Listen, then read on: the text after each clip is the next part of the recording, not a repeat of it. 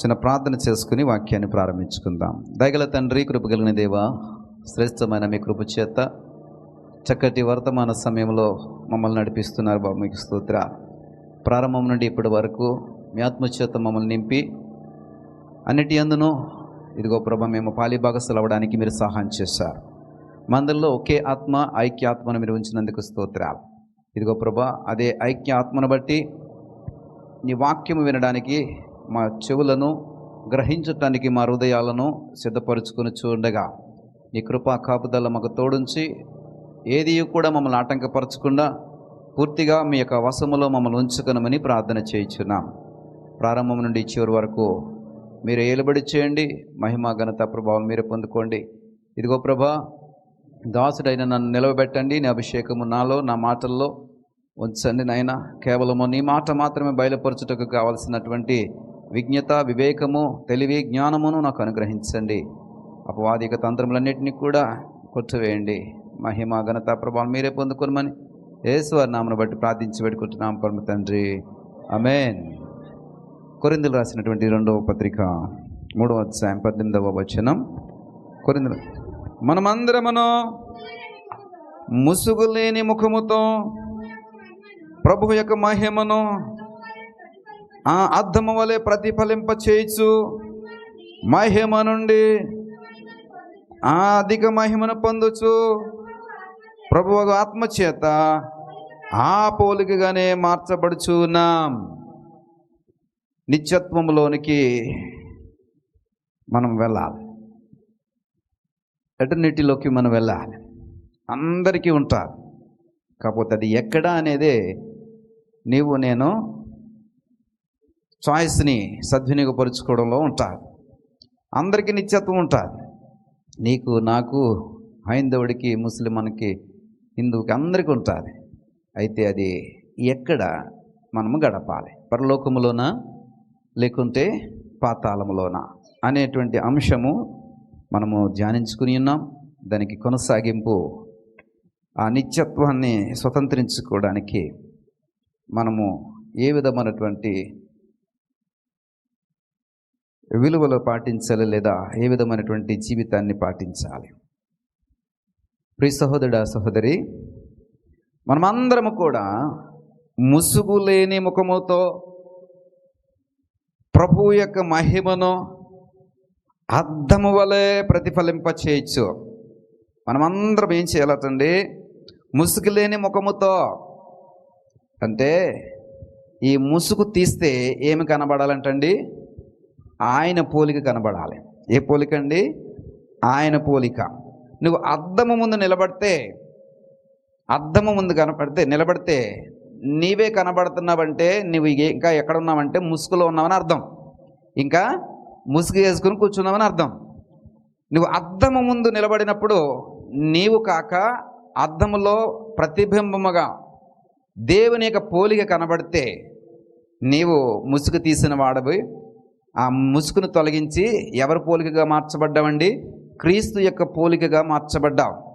ఈ క్రీస్తు యొక్క పోలికలోనికి మార్చబడితే అది మహిమ నుండి అధిక మహిమలోనికి నిన్ను నడిపిస్తూ ఉంటుంది, నిన్ను బలపరుస్తూ ఉంటుంది.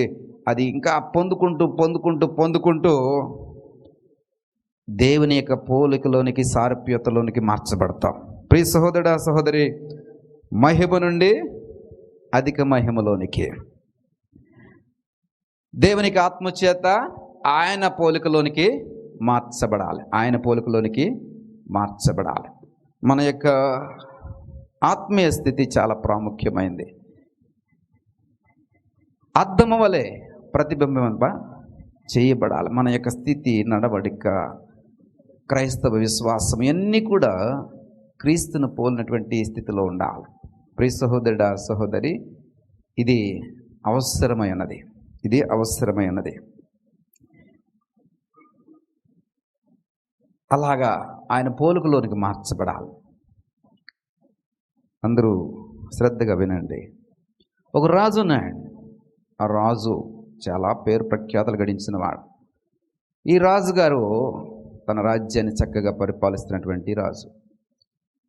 ఆ రాజుగారి యొక్క ఇష్టం ఏమిటంటే మంచి ఆభరణమా అంటే హారము మెడలో వేసుకుని ఇష్టం చాలామందికి ఉంటుంది. కొంతమందికి ఉంగరాలు పెట్టుకోవడం ఇష్టము, బ్రాస్లెట్ పెట్టుకోవడం ఇష్టము, ఈ మెడలో చైన్ వేసుకోవడం ఇష్టము, ఇవన్నీ ఇష్టం చాలామందికి. నేను కూడా వేసుకునేవాడిని సేవలోకి రాకముందు. వచ్చిన తర్వాత అన్నీ తీసివేశాం. దేవుని స్తోత్రం, హల్లెలూయా. మరి ప్రియమ్మ గారు చెప్పారు, ఒకప్పుడు ఆభరణాలన్నీ వేసుకునేవారు, కానీ క్రీస్తులోకి వచ్చిన తర్వాత ఏమయ్యారండి, అవన్నిటిని కూడా విడిచిపెట్టేస్తామండి. అవన్నీ కూడా మరి పక్కన పెట్టేస్తాం. ఎందుకని? క్రీస్తు యొక్క సారూప్యతలోనికి మనము రావాలి అని. మనము ఇక్కడికి వస్తాం, బయటికి వెళ్ళి అన్నీ పెడతాం కదండి. అది ఎంత మాత్రం కూడా క్రీస్తు పోలిక కాదు. నువ్వు నిజ స్వరూపాన్ని బయటికి వెళ్ళినప్పుడు చూపిస్తున్నావు, కానీ దేవుని సన్నిధికి వచ్చినప్పుడు ఏం చూపిస్తున్నావు తెలుసా? వేషధారణ చూపిస్తున్నావు. ఇక్కడ చక్కగా అన్నీ త్యాగం చేసి చక్కటి స్థితి కలిగి వచ్చావు. నిన్ను చూడగానే ముచ్చటేస్తుంది. కానీ బయటికి వెళ్ళిన తర్వాత నీ నడవడిక, నీ ప్రవర్తన, నువ్వు నడిచేటటువంటి విధానము, నువ్వు ధరించే వస్త్రధారణ, నీ కట్టు బొట్టు, నీ వేషము చూస్తే ఏమవుతుందో తెలుసా? అది నీ నిజమైన క్యారెక్టర్. ఇది నటన, వేషధారణ. కాబట్టి ఇలాగుంటే క్రీస్తు పోలిక మీలో అద్దం ముందు కనబడితే ఏం కనబడుతుందండి? నీ ఒరిజినాలిటీ కనబడుతుంది. అది అద్దం ముందు నిలబడినప్పుడు ఏం కనబడాలండి? క్రీస్తు పోలిక కనబడాలి. ప్రియ సహోదరుడా, సోదరి, నా మాటలు రుచించకపోవచ్చు, కానీ రుచించుకోవడానికి ట్రై చేయండి.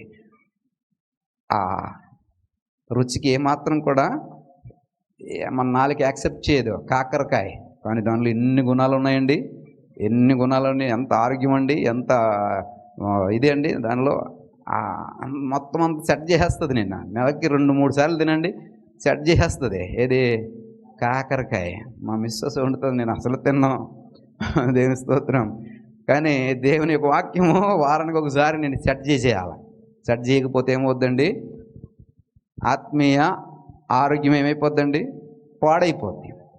ఈ రాజు అలాంటి ఆభరణాలు ధరించుకుని వెళ్ళడం ఇష్టం.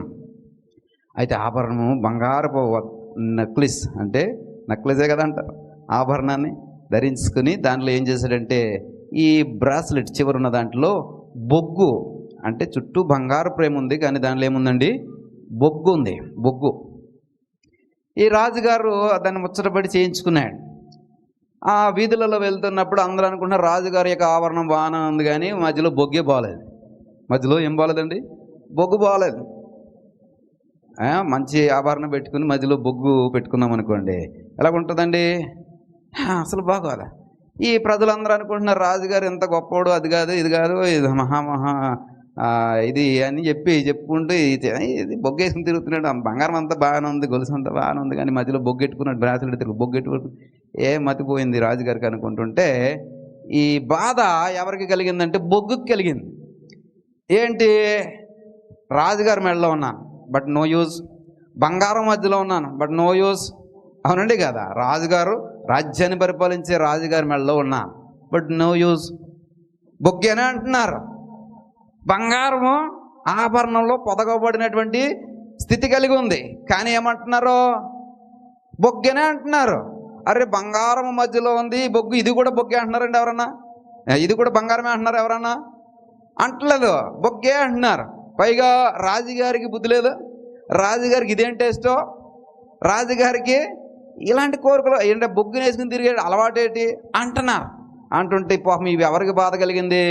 బొగ్గుకు బాధ కలిగింది. బొగ్గుకు బాధ కలిగి లాభం లేదని చెప్పి ఆ బొగ్గు ఏమైందంటే ఆ స్థితిని మార్చుకోవడానికి భూమి పొరల్లోకి వెళ్ళిపోయింది. భూమి పొరల్లోకి వెళ్ళిపోయింది. అక్కడ చాలా కాలం ఏమైపోయిందండి, ఆ ప్రెజర్ని తట్టుకుంటూ అక్కడే ఉంది. కిలోమీటర్ లోపలికి, కిలోమీటర్ లోతైనటువంటి స్థితిలోకి పోయింది. అక్కడ విపరీతమైనటువంటి ప్రెజర్ ఉంటుంది. ఎవరు చూడనటువంటి చీకటి ప్రదేశము, పాతాళపు స్థితిలోనికి వెళ్ళిపోయి అక్కడ తన ఉనికిని మార్చుకోవడానికి, తన స్థితిని మార్చుకోవడానికి, తన స్వభావాన్ని మార్చుకోవడానికి ప్రయత్నం చేస్తాను. కొంతకాలం గడిచిన తర్వాత ఆ బొగ్గు వజ్రముగా మార్చబడింది. ఇప్పుడు వజ్రము మళ్ళా రాజుగారి యొక్క ఆహారంలోకి వచ్చేటప్పటికి అందరూ అంటున్నారు రాజుగారు వజ్రాన్ని ధరించారు. దేవుని స్తోత్రం. ఈ వజ్రం ఎక్కడి నుంచి వచ్చిందండి? ఈ బొగ్గు నుండే. ఈ బొగ్గే వజ్రంగా మార్చబడింది. ప్రియ సహోదరుడా సహోదరు, నువ్వు బొగ్గే. నువ్వు ఎవరి చేతిలో ఉన్నా బొగ్గే, బంగారం మధ్యలో ఉన్నా బొగ్గే. నీ స్థితిని నువ్వు మార్చుకోగలిగితే నువ్వెవరవో తెలుసా? వజ్రానివి. దేని స్తోత్రం. ప్రియ సహోదరుడా సహోదరి, నీవు నలగాల ఆ భూమి పొరల లోపలికంటే వెళ్ళిపోవాలా, చీకటి ప్రదేశంలోకి వెళ్ళిపోవాలా, దేవునితో మాట్లాడాలా. రహస్యమందు చూచుచున్న నీ తండ్రి నీతో మాట్లాడతాడు అంటున్నాడు. అగాధ స్థలంలోకి వెళ్ళిపోయాడట యోన. ఎక్కడికి పోయేటండి? అగాధ స్థలంలోకి పోయి అక్కడి నుండి పాతాళపు స్థితిలో నుండి ప్రార్థన చేస్తుంటుంటే దేవుడు ఆ మొరను ఆలకిస్తున్నాడంట. కీర్తనకారుడు అంటాడు, నేను ఆకాశమునకు ఎక్కినను అక్కడ ఉన్నావో, పాతాళమునకు వెళ్ళిపోయినా కానీ అక్కడ ఉన్నావో. కాబట్టి ప్రియ సహోదరుడా సహోదరి, నువ్వు ఎక్కడికి వెళ్ళాలండి? దేవుడు ఉన్నటువంటి సన్నిధికి వెళ్ళాలా, దేవుని సన్నిధిలో గడపాలా. రహస్యమందు చూస్తున్నటువంటి నీ తండ్రి నీకు ఏం చేస్తాడండి? నీ స్థితిని మార్చేటటువంటి ఒక చక్కటి వజ్రాన్ని తయారు చేస్తాడు. That is diamond. అది నిజమైనటువంటి క్రైస్తవుడు. వచ్చామో బొగ్గలాగా బ్రతికేస్తున్నామో, బంగారం మధ్యలో అతికించబడ్డామో, రాజుగారి మెళ్ళలో ఉన్నామో, మనం కూడా బంగారమే అనుకుంటా అబద్ధం. ఎప్పుడు నీవు నీ బొగ్గు స్థితిని మార్చుకుని ఆ వజ్రంలాగా మార్చబడతావో అప్పుడే నిన్ను వజ్రం అంటారు. బంగారం మధ్యలో ఉన్నంత మాత్రాన నువ్వేమీ వజ్రాన్ని కావు. రాజుగారి మెడలో ఉన్నంత మాత్రాన నువ్వేమీ వజ్రాన్ని కావు. ఎప్పుడండి? నువ్వు స్థితిని పరిపూర్ణముగా మార్చుకున్నప్పుడు మాత్రమే వజ్రమని పిలువబడతావు. ప్రియ సహోదరుడా సహోదరి, ఈ స్థితి మనము కలిగి ఉండాలి. అదే అంటున్నాడు, ఈ స్థితి కలిగిన వాడు మాత్రమే దేవుని యొక్క పోలికలోనికి మార్చబడతాడు. వాడు అద్దము ముందు నిలబడినప్పుడు వాడి రూపం కనబడదండి. ఈ బొగ్గు ఇప్పుడు అద్దం ముందు నిలబడితే ఏ రూపం కనబడుతుందండి? డైమండ్. నీవు క్రీస్తు యొక్క పోలికలకు మార్చబడిన తర్వాత అద్దం ముందు నిలబడితే నువ్వు కనబడవు. ఎవరు కనబడతారండి? దేవుని పోలిక కనబడుతుంది. ఈ పోలిక కలిగిన వారు మాత్రమే నిత్యత్వంలోనికి వెళ్తారు. నిత్యత్వంలోనికి చూద్దాం. 1 కొరింథీ 15వ అధ్యాయం 53వ వచనాన్ని చూస్తే కనుక, 1 కొరింథీ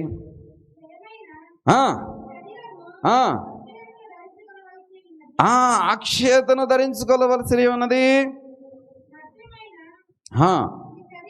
మధ్యమైన ఈ యొక్క శరీరము ధరించుకోవలసి ఉన్నది.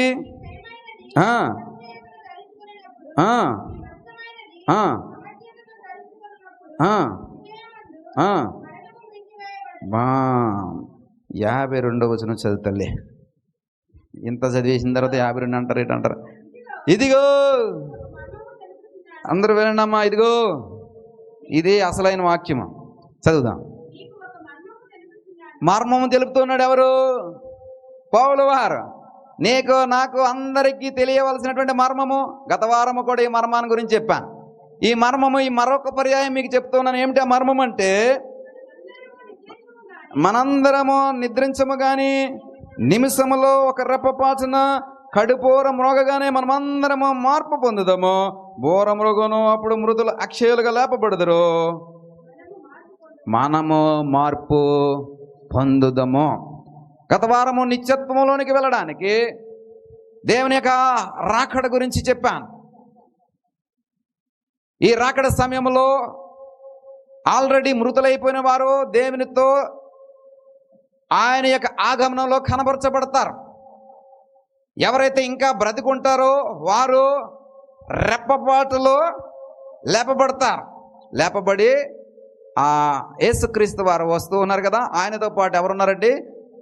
మృతులై చనిపోయినటువంటి వారు ఉన్నారు కదా, వారు కూడా యేసుక్రీస్తు వారితో వస్తూ ఉంటారు. ఒకవేళ మనం జీవించి ఉంటే కనుక, మనం చచ్చిపోయి ఉంటే అందులో నుంచి వస్తాం, అందులో ఉంటాం. ఒకవేళ అప్పటికి మనము తప్ప కట్టేసి ఉంటే అందులో ఉంటాం. తప్ప కట్టకుండా ఇంకా మనం బతికున్నాం అనుకోండి, అప్పుడు మనము రెప్పపాటులో లేపబడి ఆయన్ని కలుసుకుంటాం. అయితే ఆయన్ని కలుసుకోవడానికి ఓన్లీ ఒకే ఒక ఎలిమెంట్ ఏమిటంటే మార్పు. మార్పు చదవండి అక్కడ చివరి మాట. మనము మార్పు పొందుదాము. మనము మార్పు పొందుదాము. ద ఓన్లీ ఇంకేంటంటే మార్పు కావాలి.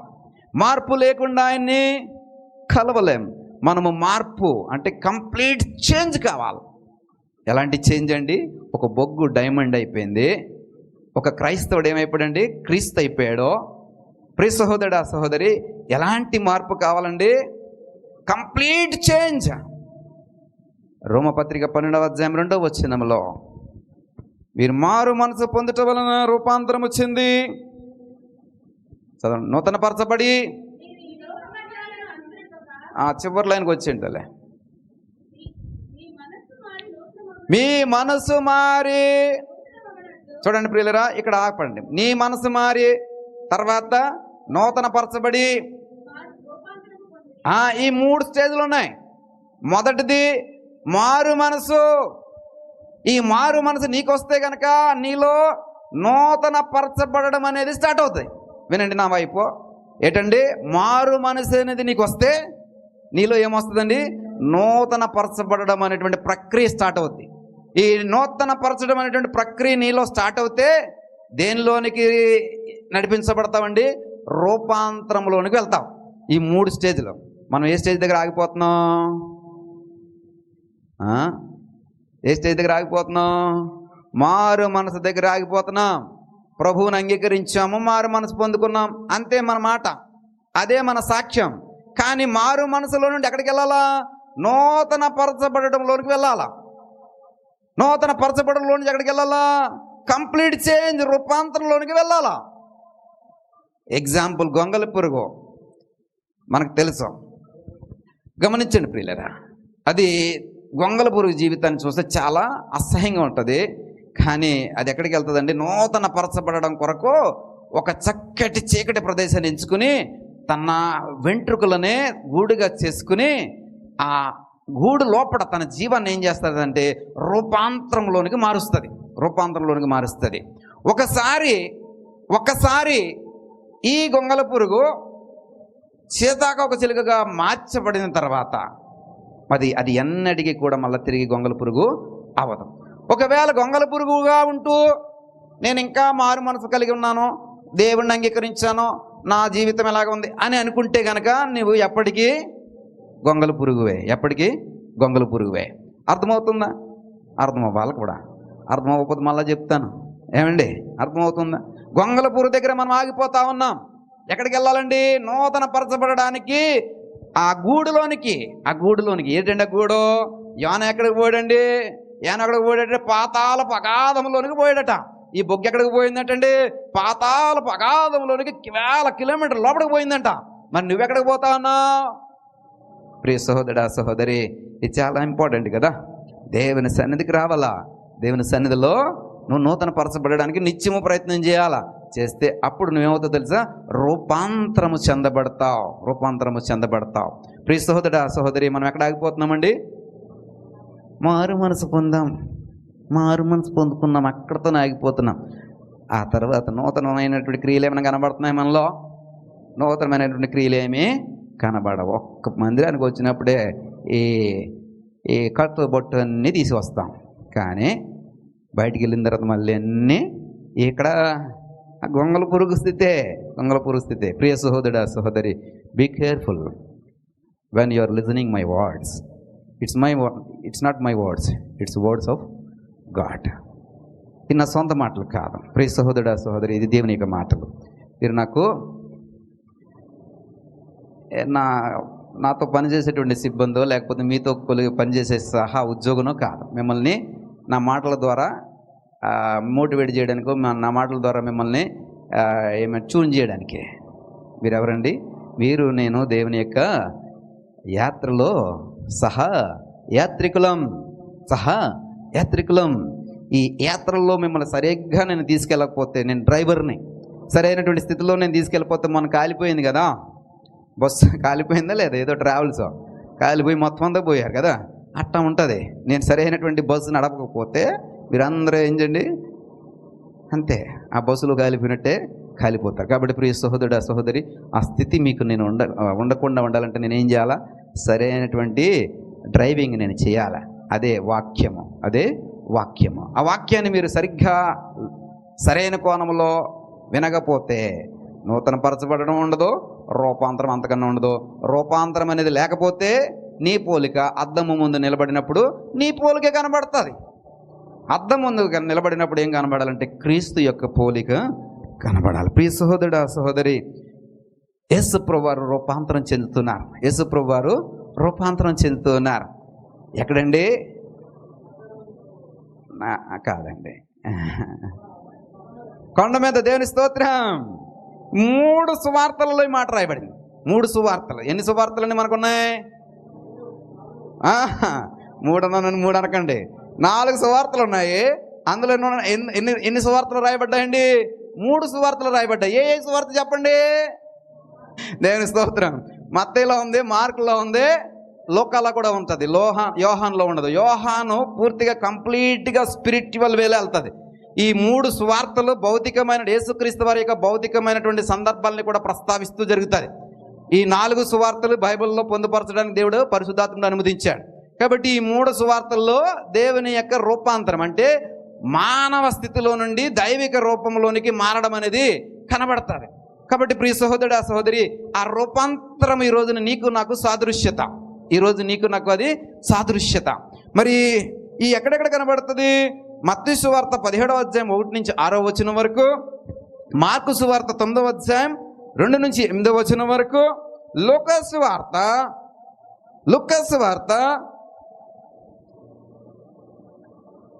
9వ అధ్యాయం 28వ వచనం నుండి.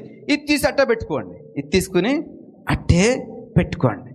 అట్టే పెట్టుకోండి. ప్రియ సహోదరుడా సహోదరి, రూపాంతరం గురించి చెప్తూ ఉన్నాడు. ఏమిటంటే ఈ మాటలు చెప్పినది మొదలుకొని రమారమి 8 దినములైన తర్వాత ఆయన పేతురును, యోహానును, యాకోబును వెంట పెట్టుకుని ప్రార్థన చేయటకు ఒక కొండ ఎక్కెను. ఎక్కడండి? 28వ వచనంలో మాట రాయబడింది. ఎన్ని రోజుల తర్వాత అండి? ఆ ముందు జరిగినటువంటి సంభవాలన్నింటికి తర్వాత, అంటే అది ముందు పై వచనం చదువుకోండి. ఆ తర్వాత అది జరిగిన 8 రోజులకి ఏం చేశారంటే దాదాపు 8 రోజులు అన్నాడు. మత్తయి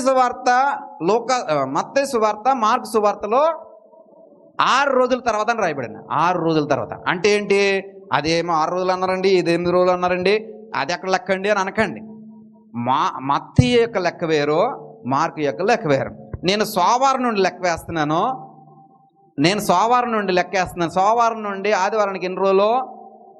8 రోజులా? 7 రోజులా? సోమవారం నుండి ఆదివారం 7 రోజులేనా? 7 రోజులే. దేవుని స్తోత్రం. మరి మంగళవారం నుంచి ఆదివారంకి 6 రోజులు. అంటే మత్తయి ఇంకా మార్కు యొక్క లెక్క మంగళవారం నుంచి ఉందని అర్థం. అంటే మీరు అర్థమవుద్దని అలా చెప్తున్నాను. వారు ఆ ముందు జరిగిన దాన్ని లెక్క వేసే సమయంలో వారు తీసుకున్నటువంటి రోజులు 6 రోజులు తీసుకున్నారు. వీరు ఎవరు లోకా తీసుకున్నటువంటి లెక్క ఏమిటంటే ఆదివారము, సోమవారము, మంగళవారం కూడా తీసుకున్నాడు. ఆ తర్వాత 8 రోజులు అని చెప్తున్నాడు. అంటే దాదాపు అన్నాడు, ఎగ్జాక్ట్గా కూడా చెప్పలేదు, దాదాపు అన్నాడు. కానీ ఎగ్జాక్ట్గా వారిద్దరు చెప్పారు. ఎవరిద్దరు? మత్తయి, మార్కు. దాదాపు అని చెప్పింది ఎవరు? లోకా. కాబట్టి ప్రియ సహోదరుడు సహోదరి, ఈ 8 రోజుల తర్వాత యేసు ప్రభు వారు కొండ మీదకి వెళ్ళారు. ఈ కొండ మీద, ఎత్తైనటువంటి కొండ మీదకి వెళ్ళారు.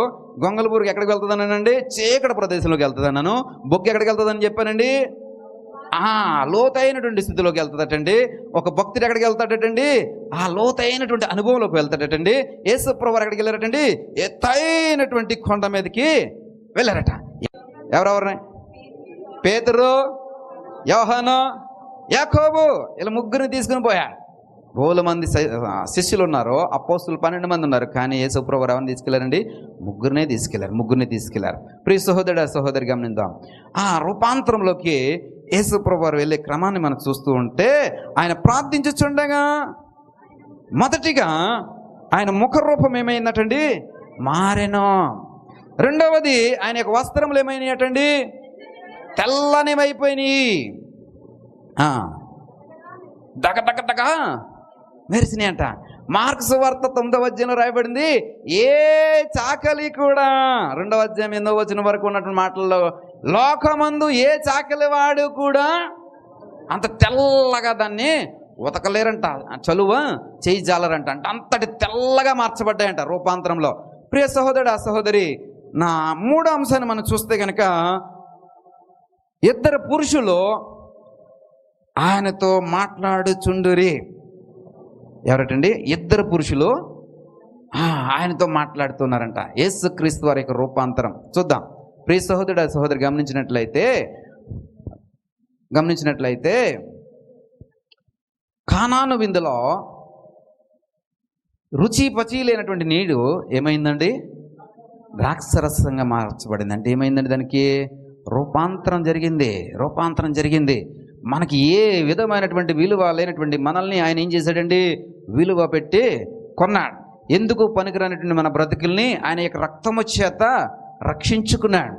అంటే మనకి క్రీస్తులో రాకముందు మన యొక్క స్థితి ఏమిటంటే జీరో. క్రీస్తులోనికి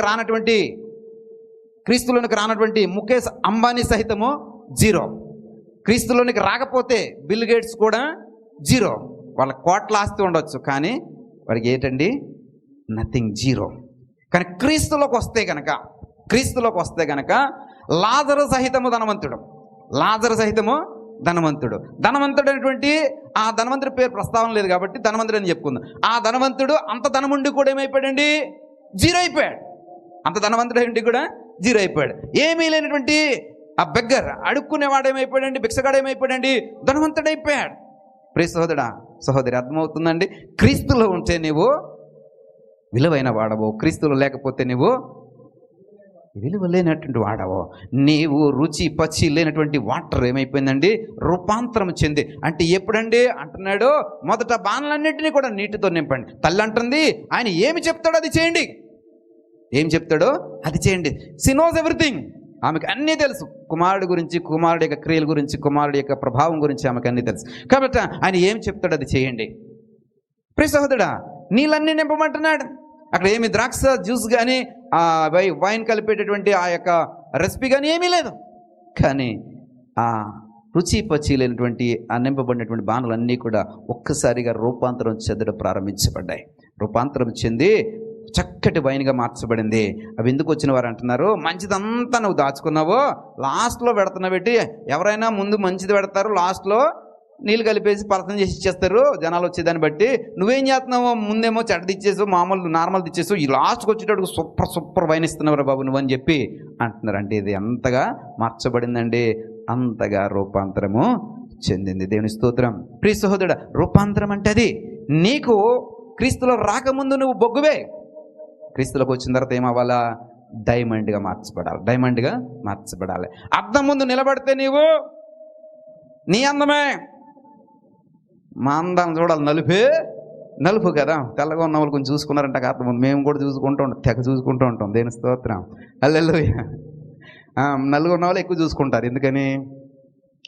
కొంచెం ఏదైనా పౌడర్ అది రాసుకుందామని. అవునండి కదా. ఎంత సోపులు వేసి రుద్దితే మాత్రం ఏమైనా వస్తుందండి? ఎన్ని పేర్లు ఎవరు రాస్తే వస్తుందండి?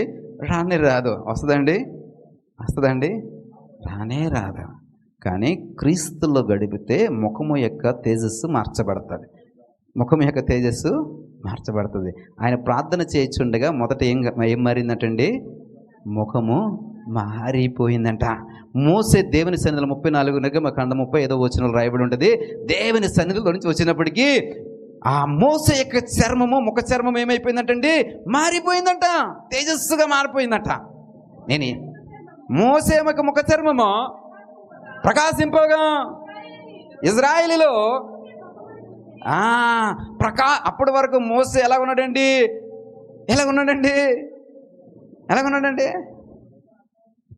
సాదా సీదా చర్మముతో ఏ విధమైనటువంటి తేజస్సు లేని ప్రకాశమానమైనటువంటి స్థితి లేనటువంటి స్థితిలో ఉన్నాడు. ఇప్పుడు ఏమైపోయాడండి? ప్రకాశమానమైన. ఏంటి? ఎక్కడి నుంచి వచ్చింది? ఇజ్రాయేల్ చూస్తూ ఉన్నారు. ఎక్కడి నుంచి వచ్చింది అని చూస్తూ ఉన్నారు. ఎక్కడి నుంచి వచ్చిందండి? 34వ వచనంలో ఉంటుంది. దేవుని సన్నిధిలో అతడు గడపడాన్ని బట్టి, దేవుని సన్నిధిలో ఉండడాన్ని బట్టి, దేవుని సన్నిధిలో ప్రార్థించడాన్ని బట్టి. ప్రియ సహోదరుడా, నువ్వు ఉపవాసం ఉండి ప్రార్థన చేయి. నువ్వు ఉదయం నుంచి సాయంత్రం వరకు ప్రార్థన చేయి. నీళ్ళు దాక్కు, ఆహారం తినకు, మామూలుగా అయితే ఎండిపోయినట్టు వంకాయలాగా ఉంటావు. కానీ దేవుని సన్నిధిలో ఉపవాసం ఉండి ప్రార్థన చేస్తే సాయంత్రం 4 గంటలకి లేదా 5 గంటలకి చూసుకుంటే ఎలాగుంటావు తెలుసా?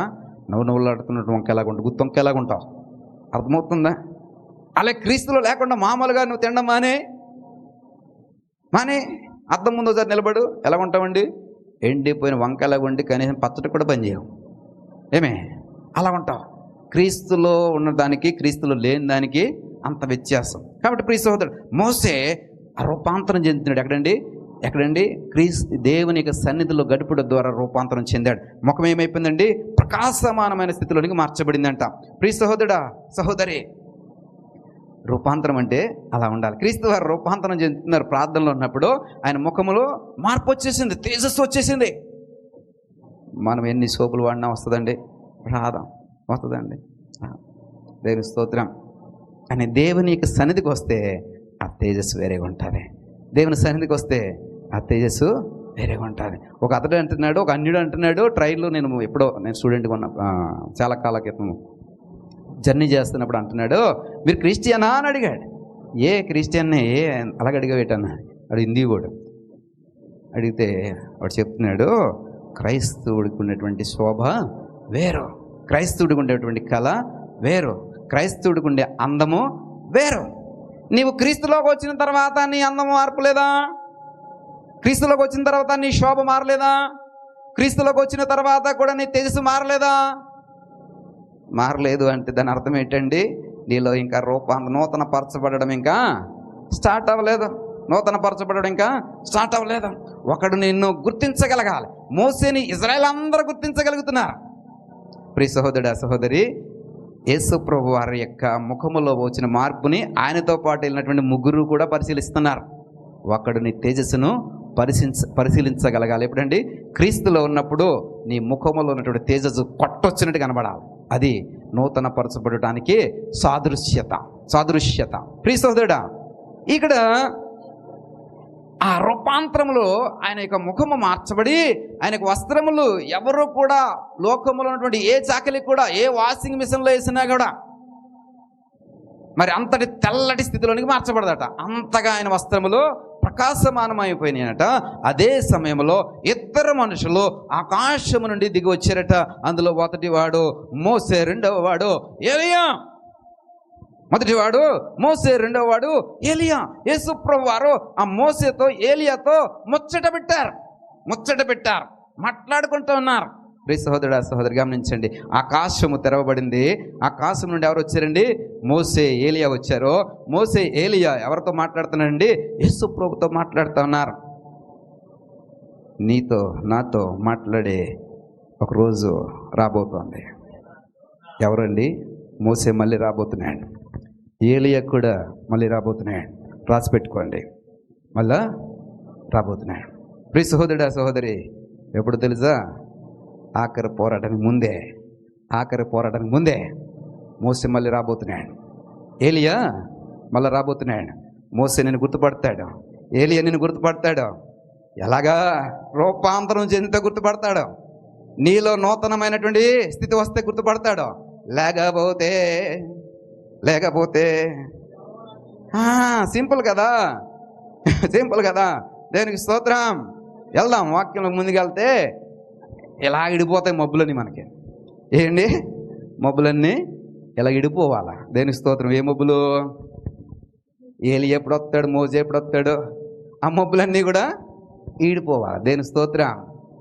అది రూపాంతరం అంటే. దేని స్తోత్రం కలిగిన గాక. ఇక్కడ మోసే ఇంకా ఏలియా. మోసే ధర్మశాస్త్రానికి ప్రతినిధి, ఏలియా ప్రవక్తలకు ప్రతినిధి. మోసే ధర్మశాస్త్రములకు ప్రతినిధి. ఏలియా రూపాంతరం చెందాడు, మోసే రూపాంతరం చెందాడని చెప్పానా లేదా? చెప్పాను. ఇప్పుడే రూపాంతరం చెందినటువంటి అనుభవం ఎవరికి ఉందండి? మోసేకు ఉంది. ఏలియా ఆత్మచేత కొనుపబడి మండుచున్నటువంటి రథముల మీదకి ఎక్కి ఆకాశమునకు ఏమైపోయాడండి? ఆరోహణమైపోయాడు. ఏలియా ఒక్కడే, ప్రవక్తలలో ఏలియా ఒక్కడే మాత్రమే మరణము చూడకుండా మండుచున్నటువంటి రథముల గుండా ఏమైపోయాడండి? ఆకాశమునకు ఆరోహణమైపోయాడు. అంటే అతని యొక్క రూపాంతరం చూడండి. మండేటటువంటి రథములలోకి వెళ్తే ఎవడైనా మాడి మసైపోవాలి. కానీ రూపాంతరం చెందినటువంటి ఏలియా ఆ మండుచున్నటువంటి రథముల మీదకి ఎక్కినప్పుడు ఏలి ఏమైపోయాడండి? సజీవమైన స్థితిలో మరణము చూడకుండా ఆ తేజస్సులో ఆకాశమునకు కొనుకోబడుతున్నాడు. ఆ తేజస్సులో నుంచి వచ్చినటువంటి ఆత్మ ఎవరిని వసిస్తుందండి? ఎలీసాని వసిస్తోంది. ఎలీసా ఏలియాని వెంబడించక ముందు ఎలీసా కేవలము వ్యవసాయం చేసుకునే ఒక వ్యవసాయకుడు. కేవలము నాగల పట్టి ఆ నాగల వెనకాల నాగలే ఎద్దుల జట వెనకాల ఎద్దులు జతలు పెట్టి 12 అరకలు కట్టి పొలము దున్నుకునే ఒక సాధారణమైన రైతు. ఎవరండి? ఎలీసా. అప్పటికి ఏమి లేదండి ఎలీసాలో, రూపాంతరం లేదు, నూతన పరచబడడం లేదు. Is a common man. ఎప్పుడైతే ఎలీసా ఏలియాని వెంబడించడం ప్రారంభించాడు, ఏలియా వెళ్తుంటుంటే నేను కూడా నీతో వస్తా, అరే అక్కడ మరణం ఉంది, అక్కడ చావు ఉంది, ఏమవ్వబోతుందో నాకు తెలియదు, but I don't care, I will come అంటాడు. నువ్వు వస్తే ఇక్కడ నశించిపోతావేమో, చనిపోతావేమో, మరణం ఎదురుగా ఉంది, but I don't care, I will come. అక్కడ ఉన్నటువంటి తోటి ప్రవక్తలు అంటున్నారు, చిన్న చితక ప్రవక్తలు అంటున్నారు, ఎవరితో? ఎలీసా అంటున్నారు. ఎందుకు బాబు ఎలీసా వెళ్తున్నావు? ఏలియా కొనబడే సమయం వచ్చింది, is ready to go out, నువ్వు వెళ్తే నువ్వు కూడా పోతావరా అంటే ఎలీసా అంటున్నాడు, లేదు నేను వెళ్తాను. ప్రియ సహోదరుడా సహోదరి, ఏలియా ఆరోహణమయ్యి వెళ్ళే క్రమంలో ఏలియా యొక్క ఆత్మ ఎలీసాను వసిస్తూ ఉంటుంటే ఎలీసా ఏమవుతున్నాడు? రూపాంతరం చెందుతున్నాడు. అందరూ అంటున్నారు ఇతడిలో ఏలియా ఆత్మ వచ్చి ఉన్నదే. రూపాంతరం అంటే ఏంటో తెలుసా? దేవుని యొక్క ఆత్మ నీలోకి రావాలి. అద్దము ముందు నిలబడినప్పుడు ఆయన పోలిక నీకు కనబడాలి. ఎప్పుడు కనబడుతుందండి? ఆయన యొక్క ఆత్మ నీలోకి వచ్చినప్పుడు. రాణమ్మ గారు వినండి, ఆయన ఆత్మ నీలోకి వచ్చినప్పుడు ఏ పోలిక రావాలండి? ఏ పోలిక? దేవుని పోలిక, క్రీస్తు పోలిక రావాలి. ప్రియ సహోదరుడా సహోదరి, అలాంటి ఎలీషా సమాధి చేయబడితే ఆ సమాధి పక్కన పాతి పెట్టబడినటువంటి శవములు సహితము జీవం పొందుకుని శరీరాన్ని పొందుకుని లేచి నిలబడుతున్నాయి. హల్లెలూయ. అది రూపాంతరం అంటే. యెహెజ్కేలు అంటున్నాడు, లోయలో ఏం కనబడుతుంది? ఎండిన ఎముకలో. ప్రియ సహోదరుడా సహోదరి, చూడు కనులారా చూడు, ఒక్కొక్క ఎముక అతుక్కుంటా ఉంది. ఒక్కొక్క ఎముకకి ఏమొస్తుందండి? మాంసం వస్తుంది. ఒక్కొక్క ఎముకకి ఏమొస్తుంది? నరములు వస్తున్నాయి. ఆ ఎముకకి అవయవాలన్నీ కూడా సమకూర్చబడుతున్నాయి. మహా సైన్యముగా ఎముకలు ఏమైనాయండి? రూపాంతరం చెందాయి. అది రూపాంతరం అంటే ఒక స్థితిలో నుండి ఇంకొక స్థితిలోనికే, ఒక స్థితిలో నుండి మరొక స్థితిలోనికే, నీకు ఇవ్వబడినటువంటి జీవితం నుండి క్రీస్తు సాదృశ్యతలోనికి, క్రీస్తు పోలికలోనికి అద్దము ముందు నిలబడితే నీ పోలిక ఎలా కనబడాలండి? క్రీస్తు మాదిరి కనబడాలా. అది రూపాంతరం అంటే. ప్రియ సహోదరుడా సహోదరి, ఈ రూపాంతర అనుభవం ఎవరు కలిగి ఉన్నారండి? ఇక్కడ యేసుక్రీస్తు వారి కలిగి ఉన్నారు. యేసుక్రీస్తు వారితో ఎవరు మాట్లాడుతున్నారండి? మోసే మాట్లాడుతున్నాడు, మరి ఏలియా కూడా మాట్లాడుతున్నాడు. యేసు ప్రభు వారితో మరి ముగ్గురు వెళ్ళారు. వాళ్ళు ఏం చేస్తున్నారు? ఆన్లైన్ ప్రేయర్కి అందరం వస్తాం, కానీ కొందరే ప్రార్థన అనుభవంలో ఉంటారు, కొందరు ఏం చేస్తూ ఉంటారు? చదువుదాం ముందుకు పోదాం పదండి. 32వ వచనం, పేతురును ఏమయ్యారటండి? ఎంత గొప్ప ప్రక్రియ జరుగుతుంది. ఏ ప్రక్రియ అండి? రూపాంతరం అనేటువంటి ప్రక్రియ జరుగుతుంటే ఏం చేస్తున్నారట? నిద్రపోతున్నారట.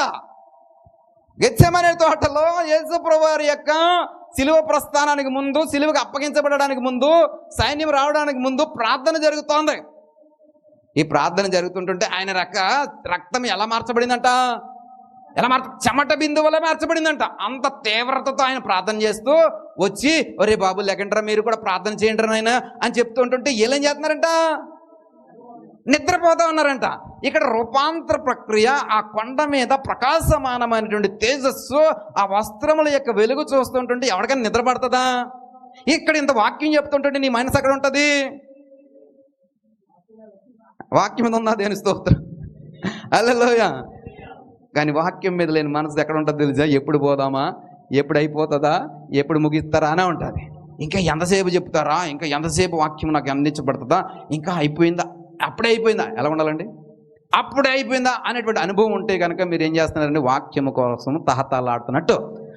ఈడెప్పుడు ముగిస్తాడరా అంటే మీరేమో నాకు స్పెషల్ జీతం ఇస్తున్నారండి.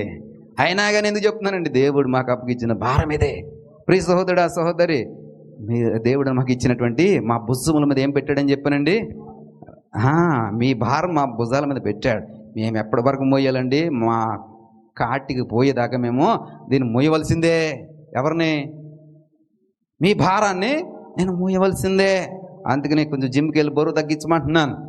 ఎందుకని భుజాల మీద బరువు ఎక్కువైపోతుంది కాబట్టి. మీకు అర్థమవుతుందా? బరువు తగ్గించడం అర్థం జిమ్కి వెళ్ళి తగ్గించమంటే ఫిజికల్గా అనుకోకండి. మీరేం చేయాలా, దేవునిలో సాధన చేసి, దేవునిలో ఎక్సర్సైజ్ చేసి, దేవునిలో మరింతగా కట్టబడి బలపరచబడి ఏమవ్వాలండి, ఆత్మీయంగా స్పిరిచువల్గా ఫిట్ అవ్వాలి. ఆమేన్. అవ్వకపోతే నీ మనసు ఎక్కడ ఉంటుంది? అక్కడే ఉంటారు.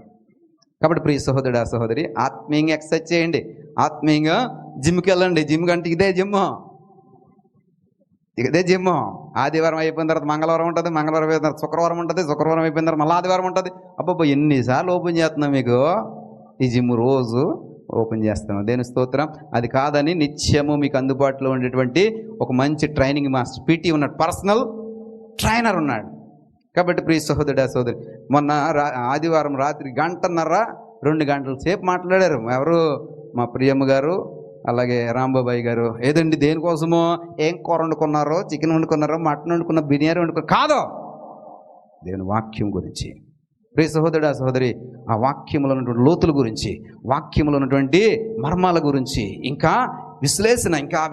ఎంతసేపు వెళ్ళిపోయిందండి? సుమారుగా 2 గంటలు ఫోన్లో. ప్రియ సహోదరుడా సహోదరి, అర్థమవుతుందా మీకు? అలాంటి పీటీ మీకు ఉన్నాడు, పర్సనల్ ట్రైనర్, స్పిరిచువల్ ట్రైనర్ ఉన్నాడు. దేని స్తోత్రం. కాబట్టి ఉపయోగించుకోండి. ఎనీ టైం మేము అందుబాటులో ఉంటాం. దేవుడు మిమ్మల్ని బలపరచడానికి మేము మా వంతుగా మీ చేత ఎంత ఎక్సర్సైజ్ సాధన చేయించాలో అంత సాధన చేయించడానికి మేము ఎప్పుడు కూడా సమ్మతమే. ప్రియ సహోదరుడా, మరి వీరేం చేస్తున్నారట? నిద్రపోతున్నారు. కాబట్టి నిద్రపోకండి. వీళ్ళకున్న అనుభవం అంటే నిద్రపోయే అనుభవం. చూద్దాం. వారు మేల్కొనినప్పుడు ఆయన మహిమతో ఆయనతో కూడా నిలిచి ఉన్న 2 పురుషులను చూచిరి. మీరు నిద్రలోంచి మెలకు వచ్చేటప్పటికి మహిమతో నింపబడినటువంటి 2 మనుషులు కనబడ్డారు. ఏలియా ఇంకా మోసే. వీళ్ళిద్దరూ కూడా యేసు ప్రభువు వారితో మాట్లాడుతూ ఉన్నారు. యేసు ప్రభువు వారి యొక్క సాదృశ్యత చూస్తే చాలా ప్రకాశమానమైనటువంటి స్థితిలో ఉంది. ప్రియ సహోదరుడా సహోదరి, ఏం మాట్లాడుకున్నారు వీళ్ళు? మాట్లాడుకున్నారని చెప్పుకుంటున్నాం కదా. ఏం మాట్లాడుకున్నారు వీళ్ళు? యేసు ప్రభువు వారు ఆకాశం నుండి ఎంతో దూరం నుండి, పరలోకం నుండి వచ్చినటువంటి 2తో మాట్లాడుతున్నాడు. ఏరే బాబు, ఎక్కడైనా దారిలో ఆగారా? భోజనం చేశారా? టీ తాగారా? టిఫిన్ తిన్నారా? ఎన్ని గంటలకు బయలుదేరారు? మీరు ఎన్ని గంటలకు వచ్చారో అని అలా ముచ్చట కాదు. ఎక్కడైనా అలసిపోయారా? ఎక్కడైనా పడిపోయారా? బస్సు టైం దొరికిందా? ట్రైన్ టైంకి దొరికిందా? ఫ్లైట్ టైం దొరికిందా? టైర్ పంచర్ పడిందా? ఇది కాదు. వాళ్ళు ఏం మాట్లాడుకుంటున్నారో తెలుసా? ప్రియ సహోదరుడా సహోదరి, 31వ వచనం. వారు మహిమతో ఆగబడి ఆయన యెరూషలేములో నెరవేర్చబోవు. మీరు చదవాలది. నేను ఆపేసానండి, మీరు చదువుతారని. నిర్గమం గురించి. దేని గురించి అండి? యెరూషలేములో జరగబోతున్నటువంటి నిర్గమము గురించి. వారు ఏం మాట్లాడుకుంటున్నారో తెలుసా? మోసే, ఏలియా ఏం మాట్లాడుతున్నారు తెలుసా? జీసస్ మీటింగ్ అయింది. ఏ మీటింగో? తండ్రితో మీటింగ్ అయింది. పరిశుద్ధులు అందరూ వచ్చారు, దేవదూతలు అందరూ వచ్చారు, అబ్రహాం మొదలుకొని అందరూ వచ్చారు. ఆ మీటింగ్లో ముచ్చట జరిగింది. ముచ్చట అంటే డిస్కషన్ జరిగింది. మనం పెట్టుకునే ముచ్చట కాదు. మన ముచ్చట ఎలా ఉంటుంది? ఏం కూరలో ఈ ముచ్చట, లేకపోతే ఆమె ఎందుకు ఇలా చేసింది, ఈమె ఎందుకు ఇలా చేసింది, ఈ సోదా చేసి ఏం డిస్కస్ చేయాలో తెలుసా? దేవుని వాక్యం గురించి డిస్కస్ చేయండి. నేను ఏమి చెప్తున్నా నా మాటల గురించి డిస్కస్ చేయండి. ఇది సత్యమా అసత్యమా దాని గురించి డిస్కస్ చేయండి. ప్రియ సహోదరుడా సహోదరి, నువ్వు అలా చేస్తే నాకు మేలు చేసిన వాడవు. నువ్వు అలా చేస్తే నువ్వు నాకు మేలు చేసిన దానవు. నేను సరి అయినటువంటి సాధనలో ఉంచుతున్నా, సరైనటువంటి కోచ్ నేను. అలా కాకుండా మీరు లోక సంబంధమైనవి మనుషుల యొక్క స్థితిగతుల గురించి మాట్లాడుకుంటున్నారంటే మీరు ఎవరు, ఏమి ఆలోచన చేయండి. ప్రియ సహోదరుడా సహోదరి, అంత దూరం నుంచి వస్తే ఏమనాలా? ఒరే పరలోకం నుండి వచ్చినటువంటి, పరలోకం నుంచి వచ్చారట. ఎవరండి? ఏలియా, మోసే పరలోకం నుండి వచ్చారట. వస్తే వాళ్ళతో ఏం మాట్లాడతారండి? ఒరే ఎంత దూరం అయిందిరా, ఎన్ని రోజులు అయిందిరా బయలుదేరి, నువ్వు మరి అలిసిపోయి ఉంటావు, రా నీళ్ళు తాగదు కానీ మంచి నీళ్ళు తాగదు కానీ కొండ మీద ఏం దొరకదు, కిందకు పోదాం, కిందకు పోతే అక్కడ మంచి రెస్టారెంట్ ఉంది అయితా కాదు. ప్రియ సహోదరుడా సహోదరి, మోసే ఏలియా ఏం డిస్కస్ చేస్తున్నారో తెలుసా? ఆల్రెడీ మీటింగ్ జరిగింది. ఆ మీటింగ్లో దేని గురించి ముచ్చట జరిగిందో తెలుసా? దేనికోసం డిస్కషన్ అయిందో తెలుసా? నీ నిర్గమము గురించి, నీ నిష్క్రమణ గురించి డిస్కషన్ అయింది. యెరూషలేములో జరగబోతా ఉంది. రాబోయే రోజుల్లో నీ యొక్క సిలువ ప్రస్థానం ప్రారంభించబడబోతుంది. ఆ సిలువ ప్రస్థానంలో నువ్వు ఎలా ఉండబోతున్నావు, సిలువకి ఎలాగ అప్పగించబడబోతున్నావు, సిలువలో నిన్ను ఎలాగ సిలువ వేయబోతున్నారు, కలవరి గిండికి నువ్వు ఎలాగ వెళ్ళబోతున్నావు, ఎన్ని కొరడా దెబ్బలు తినబోతున్నావు, ఎలాంటి పరిస్థితిని అనుభవించబోతున్నావు, ఎన్ని అవమానాలు పొందబోతున్నావు, ఎన్నిసార్లు ఉమ్ము వేయబడబోతుంది, ఎన్నిసార్లు వారు గుద్దబోతున్నారు, ఎన్ని మేకలు నిన్ను కొట్టబోతున్నారు, ఎప్పుడు వారు నిన్ను బల్లెంతో పొడిచి నీ స్థితిని డిక్లేర్ చేసి సమాధిలో పెడతారో, ఆ సమాధిలో నువ్వు ఎన్ని రోజులు ఉంటావో, ఆ సమాధిలో నుంచి నువ్వు ఏ రోజున బయటకు వస్తావో, ఇవన్నీ డిస్కషన్ అయిందయ్యా. ఎవరు చెప్తున్నారండి మాట? పరలోకం నుండి వచ్చిన మోసే ఏలియా చెప్తున్నారు. ప్రియ సహోదరుడా సహోదరి, మనం ఏం చేస్తున్నామో? పేతురు, యోహాను, యాకోబులు ఏం చేస్తున్నారు? ఎంత ముచ్చట జరుగుతుంటుంటే నీకు నిద్రట పడతా ఉంది. ఇంతటి వాక్యం చెప్తుంటుంటే ఆ పక్క ఈ పక్క చూడాలని అనిపిస్తుంది. ఇంతటి మర్మాలను నీకు తెలియజేస్తుంటే కొరింథీయుల రాసిన పత్రికలు పౌలు వారు ఏం చెప్పారండి? మర్మములను చెప్పుదును. ఎన్ని మర్మాలు మీకు చెప్తుంటుంటే ఎక్కడికి వెళ్తుంది మీ బుద్ధి? మీ బుద్ధి ఇక్కడ పెట్టండి, మీ బుద్ధి ఇక్కడ పెట్టండి, మీ మనస్సు ఎక్కడ పెట్టండి? వాక్యముల మీద పెట్టండి. ప్రియ సహోదరుడా సహోదరి, ఇక్కడ చెప్తున్నవాడు సత్యానంద్ కాదు, దేవుని యొక్క మాటను ప్రకటిస్తున్నటువంటి దేవుని యొక్క రాయబారి, దేవుని యొక్క రాయబారి. వచ్చినవాడు మోసే ఏలియా కాదు, దేవుడు చేత పంపించబడినటువంటి ధర్మశాస్త్ర ప్రతినిధి. వచ్చినవాడు దేవుని చేత పంపించబడినటువంటి ప్రవక్తల యొక్క ప్రతినిధి. ప్రియ సహోదరుడా సహోదరి, వాళ్ళు మాట్లాడుతున్నారయ్యా నీకోసం అక్కడ డిస్కషన్ అయిపోయింది. దేవుడితో, మన యెహోవా తండ్రితో డిస్కషన్ అయిపోయింది. ఆ డిస్కషన్లో నీ గురించి అంతా కూడా ముచ్చటించాం. కాబట్టి స్ట్రాంగ్గా ఉండవు. ఎలా ఉండాలి? స్ట్రాంగ్గా ఉండవు. ఎలా ఉండాలి? ధైర్యంగా ఉండవు, ధైర్యంగా ఉండవు అని చెప్పి ఏలియా ఇంకా మోసే యేసుప్రభువు వారితో మాట్లాడిన తర్వాత వారు మహిమలో మళ్ళీ ఎలా ఏ మహిమతో వారు వచ్చారో అదే మహిమతో మళ్ళీ వెళ్ళిపోతూ ఉన్నారు, మహిమతో వెళ్ళిపోతూ ఉన్నారు. అప్పుడు ఆకాశము నుండి ఒక స్వరం వినబడింది. వినండి, ఆకాశము నుండినే ఒక స్వరం వినబడిందంట. ఏంటంటే స్వరము? ఈయన నా ప్రియ కుమారుడు, ఈయన నేను ఏర్పరచుకున్న నా కుమారుడు. ఏంటండి? ఏంటంటండి? ఏ మాట? ఈయన మాట వినడనే. ప్రియులారా గమనించండి, బాప్తీసం తీసుకున్నప్పుడు కూడా దేవుని యొక్క స్వరం ఆకాశంలో పౌర రూపంలో వచ్చి ఈయన నా ప్రియ కుమారుడు, ఈయన యందు నేను ఆనందిస్తున్నాను. ఇక్కడ అంటున్నాడు ఏమిటంటే ఈయన నా ప్రియ కుమారుడు. ఇంకేమంటున్నాడు? నేను ఏర్పరచుకున్నటువంటి నా కుమారుడు. మీరేం చేయాలా? ఏలియా మోసే వచ్చి ఆల్రెడీ డిస్కషన్ చేసి ఆ సంభాషణ అంతా అయిపోయింది. కాబట్టి ఏమి జరగాలో, ఎలా జరగాలో, ఏ విధమైనటువంటి రాబోయే భవిష్యత్తు ఏం చేయాలో ఇవన్నీ కూడా ఆయనకు చెప్పబడింది. కాబట్టి మీరు ఇంక వేరే ఏమీ వినవసరం లేదు. ఎవరు ఏ మాట వినాలి? ఆయన మాటేనండి. నేను ఏర్పరచుకున్నాను నా కుమారుడు అతడు. కాబట్టి నేను చేయవలసిందంతా కూడా అతనికి చెప్పేశా. కాబట్టి అతను చెప్పేదాన్ని మీరు ఏం చేయాలా? వినాలా, వినాలా. వింటే ప్రభు వారి యొక్క రూపాంతరము నీకు కూడా రూపాంతరంగా ఇవ్వబడుతుంది. తల్లి అంటుంది ఆయన ఏం చెప్తాడో అది మీరు చేయండి, ఆయన చెప్పింది మాత్రమే మీరు చేయండి. ఇక్కడ తండ్రి అంటున్నాడు, ఆకాశపు తండ్రి, పరలోకపు తండ్రి అంటున్నాడు, ఇతడు నేను ఏర్పరచుకున్న కుమారుడు, ఇతడు ఏం చెప్తాడో చేయండి, మీరు వినండి. ప్రియ సహోదరుడా సహోదరి, ఇది మానేసి అన్నీ వింటాం, ఇది మానేసి అన్నీ వింటాం. ఏది కావాలో మన బ్రతుకు ఏది మేలు చేస్తో అది మాత్రము మనము వినం. ప్రియ సహోదరుడా సహోదరి, ఈ ముచ్చట అయిపోయింది. ఈ ముచ్చట యేసుక్రీస్తు వారి యొక్క ముచ్చట. ఇప్పుడు రెల్లు లాంటి పేతురు, యోహాను, యాకోబులు వీరు నిద్ర అనుభవం రూపాంతరం దగ్గరుండి చూశారు, కానీ వారికి ఇంకా ఏముందండి, మత్తులైపోయినటువంటి స్థితిలో ఉన్నారు. ఇంకా చెప్పాలి అంటే ఆ స్థితి అంతటిని చూసి వారు భయపడిపోతున్నారు. ఇప్పుడు అంటున్నాడు పేతురు, వారు ఏమంటున్నాడో తెలుసా? నీకొకటి, మోసేకొకటి, ఏలియాకొకటి పర్ణశాలలు కట్టించి ఇక్కడ స్వస్థత స్థలంలో పెట్టేద్దాం. మన వాళ్ళు పెట్టేస్తుంటారు, స్వస్థత ప్రార్థన స్థలంలో పెట్టేస్తున్నారు కదా, అలా పెట్టేద్దాం. ఇక జనులందరూ కూడా మనం వెళ్ళి సువార్త చెప్పక్కలా, జనులందరూ ఇక్కడికి వచ్చేస్తారు. ఎందుకని? ఇక్కడ స్వస్థత జరుగుతుంది. ఇక్కడ ఆడు బట్ట తల మీద ఎంటుకలు పంపిస్తానన్నాడు వాడు. దేని స్తోత్రం. ఇలాంటి వాళ్ళు అందరూ ధైర్యమైపోతే మనం కదా, సిగ్గు కదా,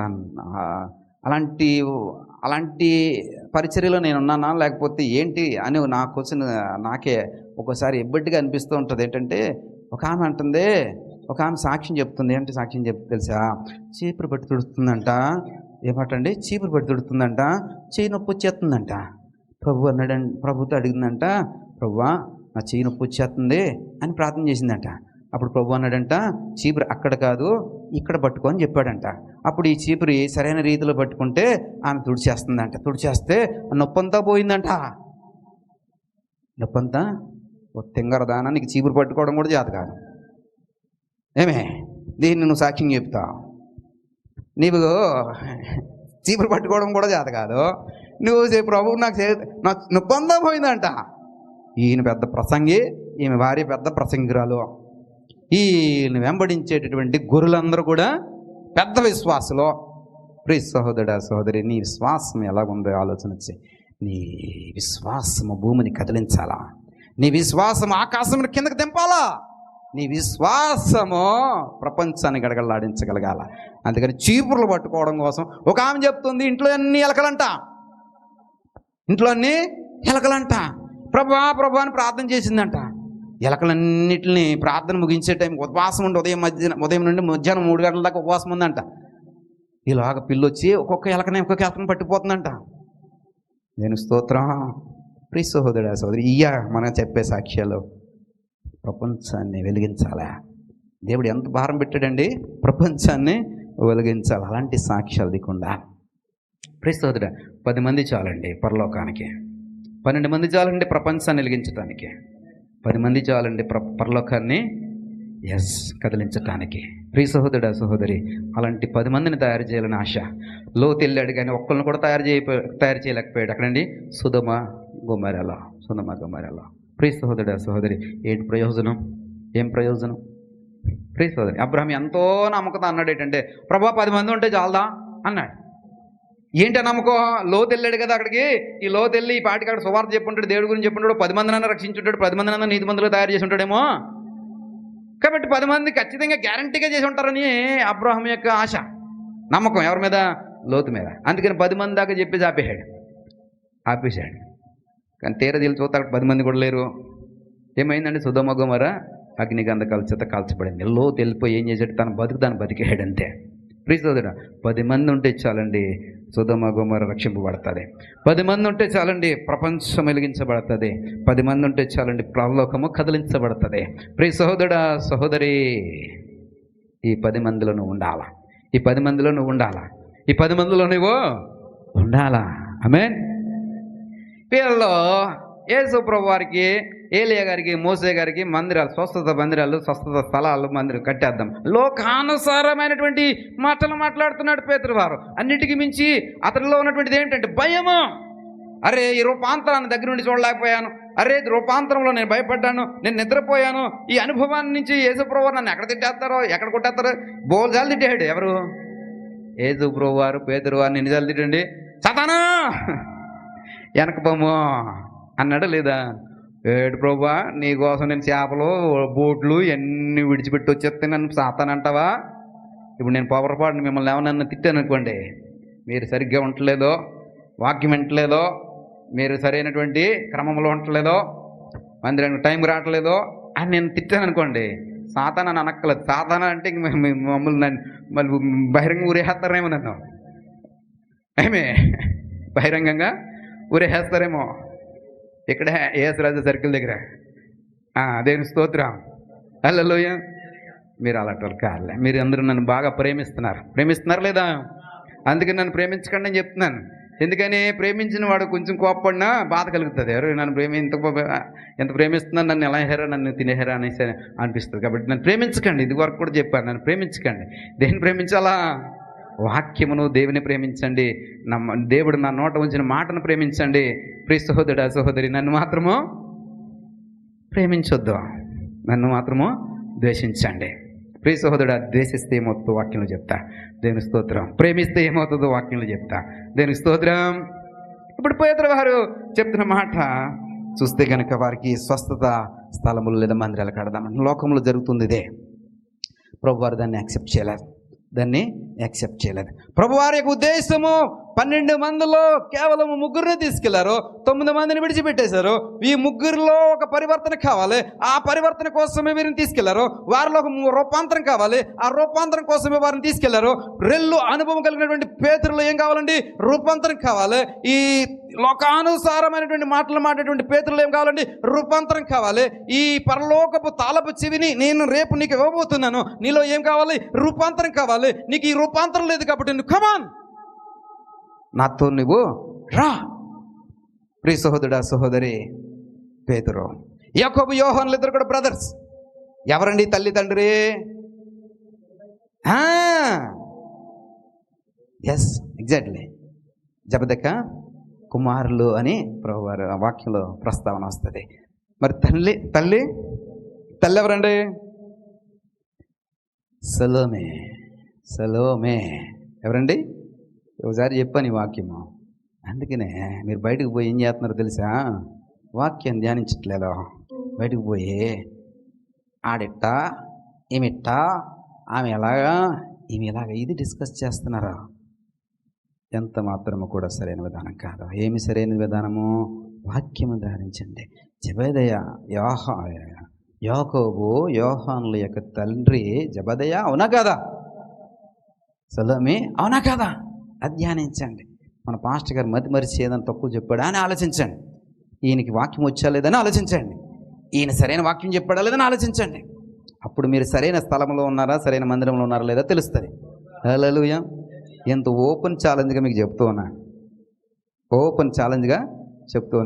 కాబట్టి ప్రియ సహోదరుడా సహోదరి, దేన్ని ధ్యానించాలండి? వాక్యమును ధ్యానించండి. ఇప్పుడు ఈ తల్లి యేసుప్రభువు దగ్గరికి పోయి అంటుంది, అయ్యా, రేపటి నీ రాజ్యంలో కుడివైపున ఒక కుమారుణ్ణి, ఎడమ వైపున మరొక కుమారుని పెట్టుకుని నా కోరికను తీర్చిన అడుగుతోంది. ఎవరిని? యేసుప్రభువుని అడుగుతుంది. ఎవరు ఈమె? యాకోబు, యోహాను యొక్క తల్లి సలోమే అడుగుతాం. ఇప్పుడు ఈమెకి ఏం కావాలా? రూపాంతరం కావాలా? ఎందుకనంటే ప్రభు అంటున్నారు, అది నా చేతిలో లేదమ్మా. కుడి పక్కన పెట్టుకుని ఎడం పక్కన నువ్వు రికమెండ్ చేసినంత మాత్రాన్ని అయిపోదు, నువ్వు రిఫరెన్స్ ఇచ్చినంత మాత్రాన్ని అయిపోదు.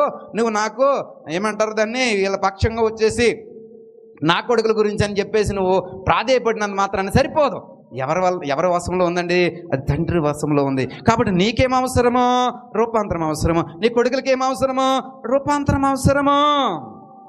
వారికి ఉర్రిమేడి మనుషులని పేరు. ఉర్రిమేడి మనుషులు అంటే ఊరకనే ఉరుముతూ ఉంటారు, ఊరకనే తొందరపడుతూ ఉంటారు, ఊరకనే. యోహానికి అయితే అసలు ప్రేమించడమే రాదు. ఎవరిని? అమ్మాయిలు కాదు, తోటి వారిని, నీ పొరుగు వారిని ప్రేమించడమే రాదు. ఎవడు ఏం చెప్పినా యోహానికి నచ్చదు. యోహాను మాటే యోహానికి నచ్చుతుంది. అర్థమవుతుందండి? మనలో ఉంటారు ఇలాంటి వాళ్ళు, మన మాటే మనకు నచ్చుతుంది. ఎదుటి మాట వాళ్ళు ఈయనమో ఎవరి మాట? మన మాట వినాలా, మన మాట నచ్చాలి ఎదరోళ్ళకి. ఇంట్లోకి వెళ్ళామా, ఈయన మాట వినాలా. ఇంట్లోకి వెళ్ళామా, ఇతని మాట వినాలా. ఎక్కడ? ఇంట్లో భార్య ఇతని మాటలు వినాలా, భర్త ఈమె మాటలు వినాలా. ప్రియ సహోదరుడా సహోదరి, ఇంక ఎదటోడు మాట ఈయనే ఆలోచన కానీ తలంపు కానీ ఉండదు. వీళ్ళకి ఏం కావాలా?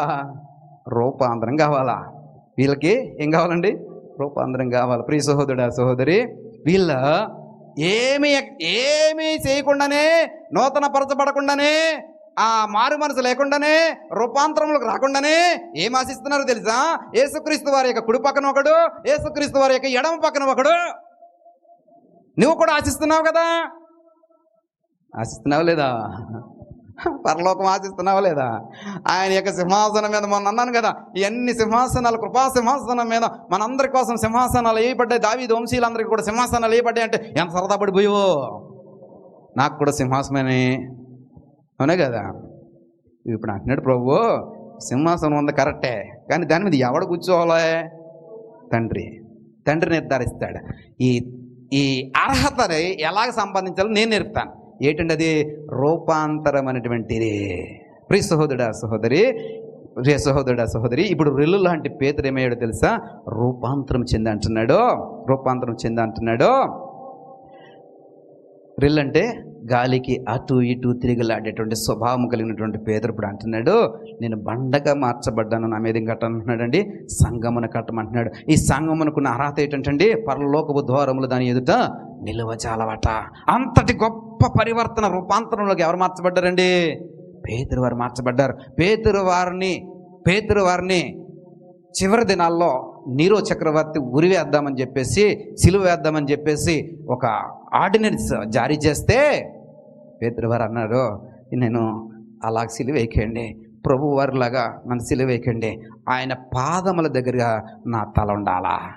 ఎక్కడ ఉండాలండి అంటే నన్ను రివర్స్లో సిలువ వేయండి, రివర్స్లో సిలువ వేయండి. ద పిక్చర్, రివర్స్లో నన్ను సిలువ వేయండి. దట్ ఈస్ కాల్డ్ రూపాంతరం. పేతురు, come on, I will give you the keys of haven. నేను నీకు పరలోకపు తాలపు చెవులు ఇస్తున్నా. ఎంతగా రూపాంతరం చెందాడండి? యేసుక్రీస్తు వారి ఆ సాదృశ్యతలో కూడా సిలువ వేయించుకోవడానికి అతడు ఇష్టపడలేదు. సాతానా వెనక్కి పొమ్ము అని అంటే ఏమాత్రం కూడా చిన్నబుచ్చుకోలేదు. నన్ను సాతానా అంటారని ఎప్పుడు కూడా అనిపించుకోలేదు అని ప్రభుని ఎప్పుడు కూడా ప్రశ్నించలేదు. ఎంతగా రూపాంతరం చెందాడండి? రెల్లు లాంటి వాడు బండగా మార్చబడ్డాడు. ఎలాగండి? బండగా మార్చబడ్డాడు. అందుకని పరలోకపు తాలపు చెవులు ఎవరికి ఇవ్వబడ్డాయి?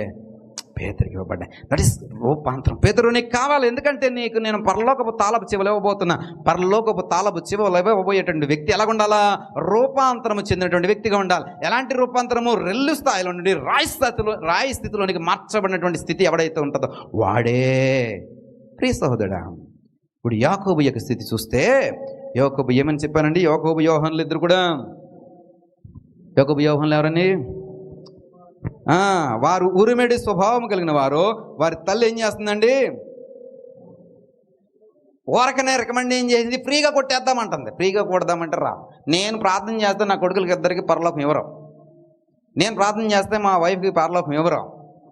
మీరు ప్రార్థన చేస్తే మీ భార్యకి పరలోకం ఫ్రీ అని అనుకోకండి. ఒక టికెట్ కొంటే ఒక టికెట్ ఫ్రీ అని అనుకోకండి. ఎవరి టికెట్ వాళ్ళే కొనుక్కోవాలి, దేని స్తోత్రం. ఎవరి టికెట్ వారే సంపాదించాలి, దేని స్తోత్రం. ఎవరికి వాళ్ళ లైన్లో నిలబడాలి, దేని స్తోత్రం. ఉదయం సినిమా రిలీజ్ అవ్వగానే వెళ్ళిపోయి క్యూలో నిలబడి మా ఇంట్లో వాళ్ళందరికీ నేను టికెట్లు తెచ్చేస్తానని చెప్పి టికెట్లు తెచ్చేస్తాను, దాన్ని సినిమా హాల్లో అలౌ చేస్తాడేమో కానీ పరలోకపు వారు మా పేతురు అస్సలు అలౌ చేయడబ్బా. మా పేతురు అస్సలు అలౌ చేయడా. కాబట్టి చాలా జాగ్రత్తగా ఉండండి. ఎవరి టికెట్ వాళ్ళు సంపాదించుకోవాలా. తోక పట్టుకుని, షర్ట్ పట్టుకుని, వెనకాల చెంగు పట్టుకుని వెళ్ళిపోతాం అనుకుంటే అవుతుందా అమ్మా? అవుదా? ఆపేస్తాడు ఎవరు?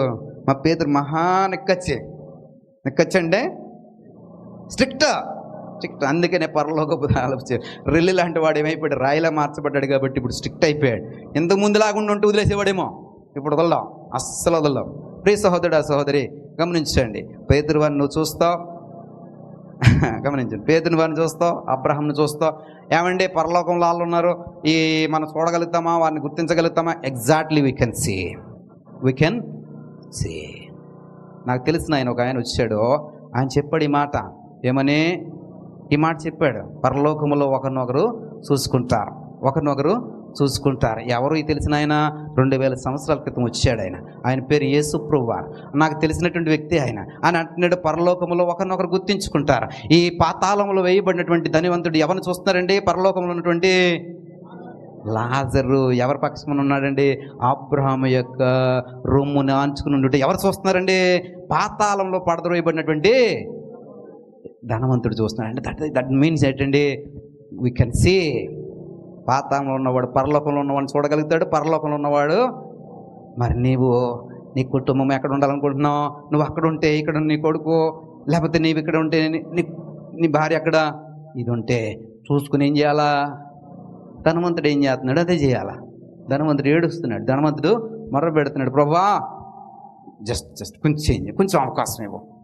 అది కుదరదు. ధనవంతుడు అంటున్నాడు, ఫోన్లు నా బ్రతికి ఇలాగ అయిపోయింది, ఏదో ఇలాగ బతికేసాను ఎదవని, నా చెడ్డ బ్రతికిలా నన్ను పాడు చేసింది, ఫోన్ నాకులాగా ఇంకో నలుగురు బతుకుతున్నారు నా అన్నదమ్ములో, వాళ్ళ దగ్గరికి పోయి వాళ్ళకి చెప్పేసి వస్తాను అంటే అది కూడా కుదురుతుంది అన్నాడు. కుదరదు. వాళ్ళ బ్రతుకాలు బ్రతకనే. వి గివెన్ ఎ ఛాన్స్. వాళ్ళు నిర్ధారణ చేసుకుని వాళ్ళు సెట్ అయితే వస్తారు, లేకపోతే వాళ్ళు కూడా నీ దగ్గరికి వస్తారు. కాబట్టి don't worry, they will come to you. నీ దగ్గరికి వస్తారు కాబట్టి ధైర్యంగా ఉండి వాళ్ళు నీకు జత అవ్వబోతా ఉన్నారని చెప్తున్నాడు. ఇక్కడ అర్థమైన మాట ఏంటంటే, నా ప్రభువు 2000 సంవత్సరాల క్రితం లోకంలోకి వచ్చి ఈ ఉపమానం చెప్పాడు. అంటే ఆయన ఎక్కడి నుంచి వచ్చాడండి? ఎక్కడి నుంచి వచ్చాడు? పరలోకములో నుంచి వచ్చాడు. ఆయన కన్యమర్య గర్భములో పరిశుద్ధుడిగా ఈ లోకంలోకి జన్మించాడు. అంతకుముందు ఆయన ఎక్కడున్నాడు? పరలోకములో తండ్రి కుడి పార్శ్వమున ఉన్నటువంటి కుమారుడు. అక్కడ ఏమి జరిగింది, ఎవరెవరు ఉన్నారో, ఎవరెవరు అక్కడ సంభాషణ జరుగుతుందో, ఇవన్నీ ఈ నోస్ ఎవ్రీథింగ్. ఆయన నాకు తెలిసిన వాడు. ఆయన నాకు చెప్పాడు ఏంటంటే, ధనవంతుడు పరలోకములో ఉన్నటువంటి లాజరును చూశాడు, లాజరు పాతాళంలో ఉన్నటువంటి ధనికుడిని కూడా చూడగలిగాడు. రేపొద్దుట నువ్వు ఎక్కడ ఉండాలనుకుంటున్నావు చూసుకోండి. నీ బిడ్డలందరూ కలిసి పరలోకంలో ఉంటే అదొక ఆనందము. నీ బిడ్డలు నరకంలో ఉండి నువ్వు పరలోకంలో ఉండి, నువ్వు భర్త పరలోకంలో ఉండి నువ్వు నరకంలో, లేకపోతే ఒక్కసారి ఆలోచన చేయండి. యు కెన్ సీ, నువ్వు చూస్తావు కన్నులారా. ప్రియ సహోదరుడా సహోదరి, వెరీ ట్రాన్స్పరెంట్, చాలా ఈజీగా గుర్తుపట్టగలుగుతాం. నా భర్త అతను పాతాళంలో ఉన్నాడు, నా భార్య ఈమెలో రూపాంతరం లేదు, అందుకని ఏమైపోయింది, పాతాళంలో తోయబడింది. ఇప్పుడు భర్త, అయ్యో బ్రతుకున్నప్పుడు ఎన్నిసార్లు చెప్పాను నీకు, ఎన్నిసార్లు నీకు వాక్యం చెప్పాను, మనం క్రీస్తులోకి వచ్చిన తర్వాత ఏమవ్వాలని చెప్పాను, నూతన పరచబడాలని చెప్పాను, మారు మనసు తగినటువంటి నూతనమైనటువంటి స్థితి మనకు రావాలని చెప్పాను, ఆ నూతనమైన స్థితిలో నుంచి రూపాంతరంలోకి వెళ్ళాలని ఎన్నిసార్లు చెప్పాను. ఓ భార్య, నువ్వు వింటే కదా ఆ మాట నువ్వేం చేసావు, తృణీకరించో. నువ్వు వింటే కదా మన పాస్టర్ గారు ఎన్నిసార్లు చెప్పాడు, నువ్వు వింటే కదా వాక్యం విన్నావు, ఇంటికి వచ్చి మళ్ళీ మామూలుగా నా మీద మిరియాలు నూరేసావు అంట. ఎవరో భర్త. ప్రియ సహోదరుడా, ఎక్కడి నుంచి? పరలోకంలో నుంచి. ఎక్కడి నుంచి? పాతాళంలో నుంచి. ప్రభువా, నేను ఇన్ని సంవత్సరాలు ఆయనతో కాపురం చేశాను, నన్ను కూడా ఆయనతో పాటు తీసుకెళ్ళిపో ప్రభువా. పేతురు అంటాడు, షట్ అప్ యువర్ మౌత్. ఏమంటాడండి? Shut up your mouth. నీకు అవకాశం ఇచ్చిన నాళ్ళు ఇచ్చాను, ఇప్పుడు అవకాశము లేదు. ప్రియ సహోదరుడా సహోదరి, రూపాంతర అనుభవం నీకు నాకు కావాలి. ప్రియ సహోదరుడా సహోదరి,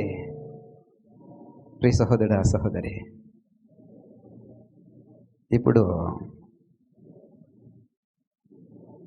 నిత్యత్వానికి వెళ్ళిపోవడానికి అందరూ సిద్ధపడిపోతున్నాం కదా.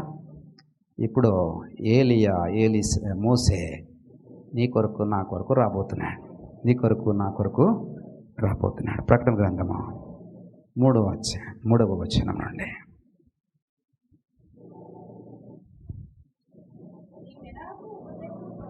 నువ్వు ఎలాగ ఉపదేశము పొందుతావో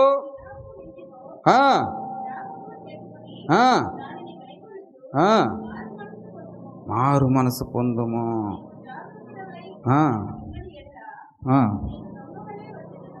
ఎక్కడ చదివామమ్మా? ఇది కూడా నాకు నచ్చినట్టుంది.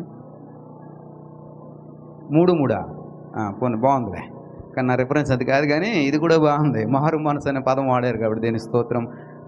చూసారా, నేను తప్పు చెప్పినా మీరు తప్పుగా విన్నా సరైన వాక్యం వస్తుంది. దేని స్తోత్రం. అంటే ఇక్కడ ఏం జరుగుతుంది? సత్యబోధ జరుగుతుంది. దేని స్తోత్రం. హల్లెలూయ. ప్రియ సహోదరుడా సహోదరి, యాకోబు ఏమైపడటండి? రూపాంతరం చెందాడట. యాకోబు రూపాంతరం చెందాడట. యాకోబుకి ఏముందని చెప్పానండి?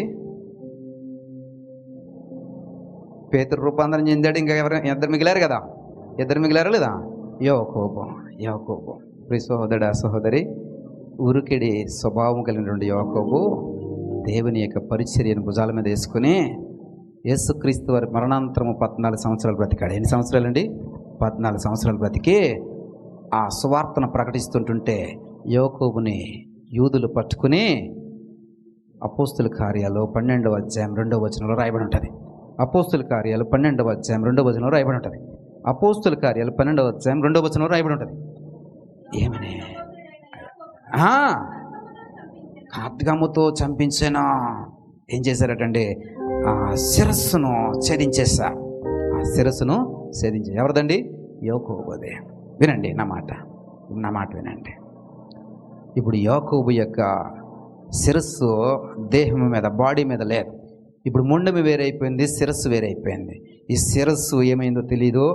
ఈ మొండెని మాత్రము ఆయన యొక్క శిష్యులు ఏం చేశారంటే ఒక దోణి మీద వేసి అక్కడ ఉన్నటువంటి యూదులందరికీ భయపడి ఆ దోణి మీద ఆయన యొక్క బాడీని, అంటే శిరస్సు లేనటువంటి డెడ్ బాడీని తీసుకుని పోయి ఆ దోణి ఎక్కించి దూరముగా దాన్ని తీసుకెళ్ళిపోదామని ప్రయాసపడుతుంటుంటే ఆ దోణి అలాగా ప్రయాణం చేసి ఎక్కడికి వచ్చిందో తెలుసా? స్పెయిన్ దేశం దగ్గరికి వచ్చింది. ఆ స్పెయిన్ దేశంలో అప్పుడు ఒక రాణి ఏలుబడి చేస్తుంది.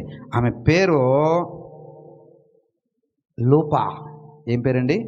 లోపా అనేటువంటి రాణి ఆ కాలంలో యేసుక్రీస్తు వారి యొక్క మరణాంతరం ఎన్ని సంవత్సరాలు నేను చెప్పానండి? 14 సంవత్సరాలు యాకోబు బ్రతికాడో ఆ టైంలో స్పెయిన్ దేశానికి ఆమె ఎవరు రాణిగా ఉన్నారని చెప్పానండి? లోపా అనేటువంటి రాణి. ఆమె చాలా పొగరగలిగినటువంటి రాణి. మన రాణిలా కాదు. మన రాణి చాలా మంచిది. దేని స్తోత్రం. హల్లెలూయా. నెమ్మదిగా ఉంటుంది. దేని స్తోత్రం. ఏమన్నా కోప్పడదు. దేని స్తోత్రం. మందలించినా ఏమనుకోదు. దేని స్తోత్రం. హల్లెలూయా. మన రాణి కాదు. ఆమె చాలా పొగరగలిగినటువంటి రాణి. ఎవరండి పేరు? లోపా. ఈమె ఏం చేసిందంటే ఈ దేహమును చూసి ఈ క్రైస్తవులందరూ ఇంతే, ఈ అపోస్తులు లేకపోతే క్రీస్తుల చేత పిలువబడుతున్న వారు అందరూ ఇంతే, వీళ్ళు అందరినీ మార్చేయాలని చూస్తున్నారు. ఇప్పుడు ఇలాంటి వారికి ఇలాంటి శిక్ష తగినది, భలే చేశారు. ఇప్పుడు మనం ఏం చేద్దాం? ఈ మొండెమును తీసుకొని ఈ ఎట్ల బండి మీద పెట్టించి ఈ స్పెయిన్ దేశపు వీధులలో దాన్ని తిప్పుదాం. ఈ బలవంతమైన బలము కలిగినటువంటి ఎద్దులు కట్టినటువంటి బండి మీద ఆ మొండెమును ఎక్కించి ఆ రాణి ఏం చేస్తుందంటే ఈ యాకోబు యొక్క దేహాన్ని ఊరేగిస్తోంది. ఆ రాణి యొక్క ఉద్దేశం ఏమిటంటే ఈ బలముగా ఎద్దులు లాగుతూ ఉన్నప్పుడు ఈ దేహం అటు ఇటు కదిలి ఎక్కడ చిన్న భిన్నం అయిపోతుంది, ఎందుకు పనికి రాకుండా పోతుంది, ఆ శిథిలమైనటువంటి స్థలాల్లోకి పోతుంది అని చెప్పేసి ఈ లోపా అనేటువంటి స్త్రీ యొక్క ఉద్దేశము. ఆ బండికి కట్టి బండిని ఒక్కసారిగా వీధులలో వదులుతుంటే ఆ ఎద్దులు ఎగురుతూ వీధులలో తిరుగుతూ ఉన్నాయి. లోపా సంతోషిస్తుంది, ఆనందిస్తుంది. మహాసభలో కూర్చుని ఆ సమూహముతో చాలా సందడిగా గడుపుతోంది. ప్రియ సహోదరుడు, సహోదరి, లిజన్ మీ కేర్ఫుల్లీ.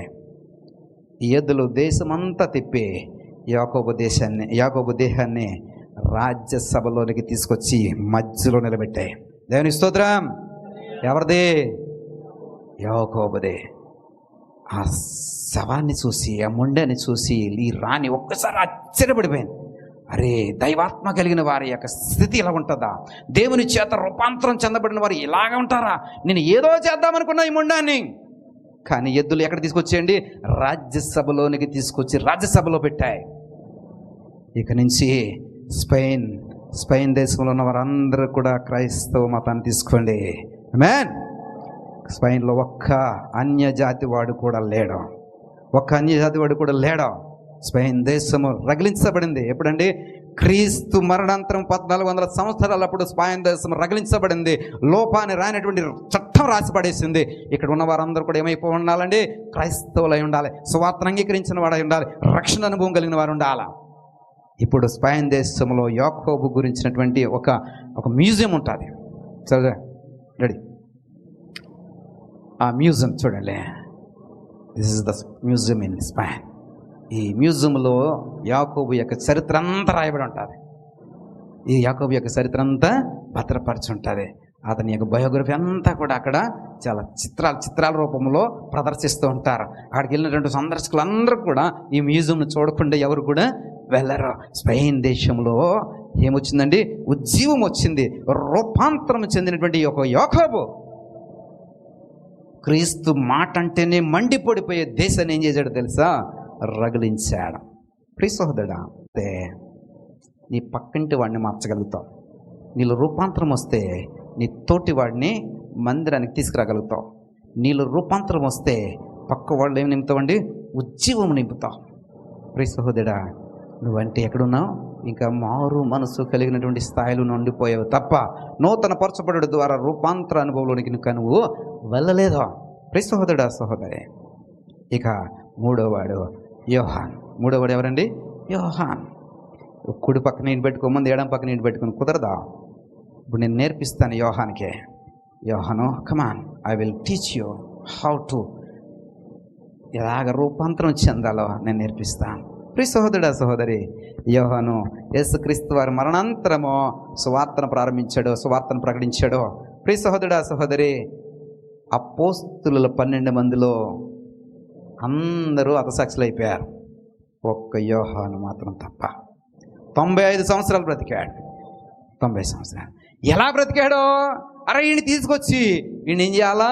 వేడి నీటిలో కాల్చండిరా, వేడి మరిగే మరిగే మరిగే వేడి నీటిలో వీడిని వేసేయండిరా. వేసేసారు. కానీ యోహాను ఎలా లేచాడో తెలుసా? హల్లెలూయా స్తుతి మహిమ ఎల్లప్పుడూ అయిపోద్ది అని చూస్తున్నారు. వాక్యం ఇంకా అవదు అప్పుడే, అందుకే పాట రావట్లేదు నోట్లో నుంచే. హల్లెలూయా. అర్థమవుతుందండి? యోహాను ఈడు ఇలాగుంటే లాభం లేదని అని తీసుకెళ్ళి ఎక్కడ పడేసాడండి? దీవిలో పాడేసాడటండి. ఆ దీవిలో కూర్చుని ఏం రాశాడో తెలుసా అండి? ప్రకటన గ్రంథం రాశాడు. ఆమేన్. యాకోబు అసలు ఎదుటి వాడిని ప్రేమించడము తనకి ఇష్టం ఉండేది కాదు. యాకోబు రాసిన పత్రికలో ప్రధానమైన మాట ఏంటో తెలుసా? నిన్ను వలే నీ పొరుగు వాడిని ప్రేమించు. ఎవరండి? యాకోబు చెప్పినటువంటి, యేసుప్రభువు వారు చెప్పిన మాట యాకోబు పాటించాడు. యాకోబు పాటించి తన పత్రికలో ఆ మాటనే ప్రధానమైన మాటగా పొందుపరిచాడు. ఇక్కడ యోహాను ఉరిమిడి స్వభావం కలిగిన వాడు పద్మాజు దీవులో కూర్చుని ప్రకటన గ్రంథం రాశాడు. దేవుని స్తోత్రం. అదే ఈ రోజున నీవు నేను ధ్యానిస్తున్నాం. ఆ యోహాను చెప్తున్నాడు ఏంటంటే, మళ్ళా మోసే ఏలియాలు రాబోతున్నారు. ప్రకటన గ్రంథం 11వ అధ్యాయం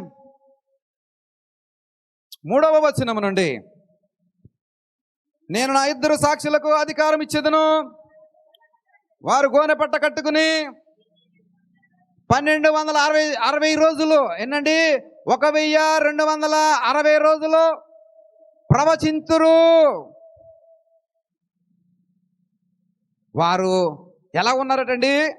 భూలోకమునకు ప్రభు అయిన యేసుక్రీస్తు వారి ఎదుటను నిలుచున్న 2 ఒలీవ చెట్లు దీపస్తంభములో ఉన్నారు. వాళ్ళు ఎలా రాబోతున్నారండి?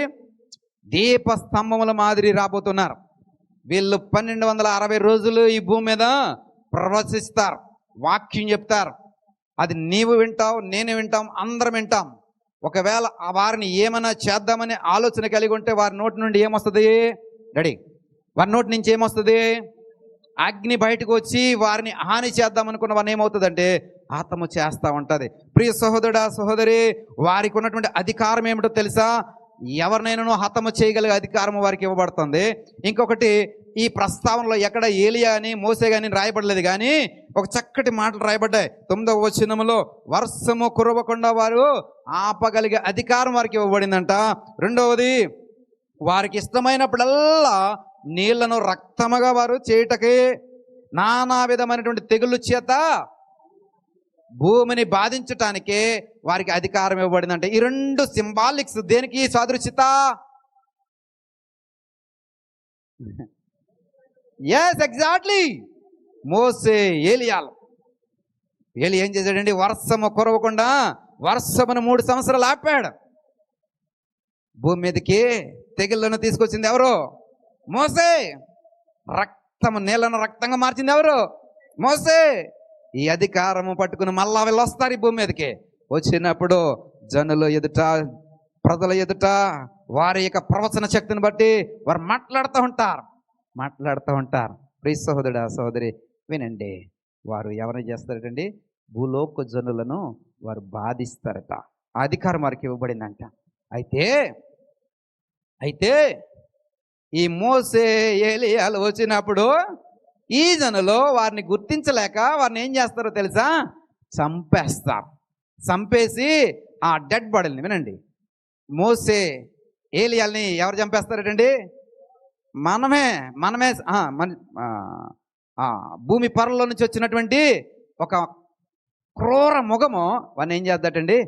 హతము చేస్తుందట. వినండి, హతము చేస్తుందట. ఎవరినండి? ఏలియాని, మోసేని ఇద్దరిని చంపేస్తుంది. ఇద్దరిని చంపేస్తే ఇద్దరిని చచ్చిపోతారు. ఇద్దరు చచ్చిపోతారు. వీరి యొక్క డెడ్ బాడీలు వీధులలో దిక్కు ముక్కు లేకుండా పడి ఉంటాయి. డెడ్ బాడీలు, ఎవరి డెడ్ బాడీలు అండి? మోసే ఏలియా యొక్క డెడ్ బాడీలు వీధులలో దిక్కు ముక్కు లేకుండా పడి ఉంటాయి. ఈ భూమి పొరలో నుంచి లేచి వచ్చినటువంటి క్రూరముఖం ఎవరో తెలుసా? సొదొమ గొమొర్ర ప్రాంత ప్రజలకు సూచనైనటువంటి ఆ జనాంగమునకు, ఎస్ ఎగ్జాక్ట్లీ, అంటే సొదొమ గొమొర్ర లాంటి మనస్తత్వం కలిగిన వారికి సాదృశ్యత. అదే అధ్యాయం కిందకు వస్తే కనబడతా ఉంటారు. ఎక్కడండి? 11వ అధ్యాయం ప్రకటన గ్రంథము ముగింపులోకి వచ్చేసాం. కాబట్టి వారి శవములు ఆ మహాపట్టణపు సంత వీధుల్లో పడినను వానికి ఉపమాన రూపముగా సుధమానియు ఐగుప్తనియు పేరు అచ్చట వారి ప్రభువు కూడా సిలువ వేయబడిను. ఎక్కడండి? వారు పట్టణపు సంత వీధుల్లో వారి యొక్క శవములు పడి ఉంటాయట.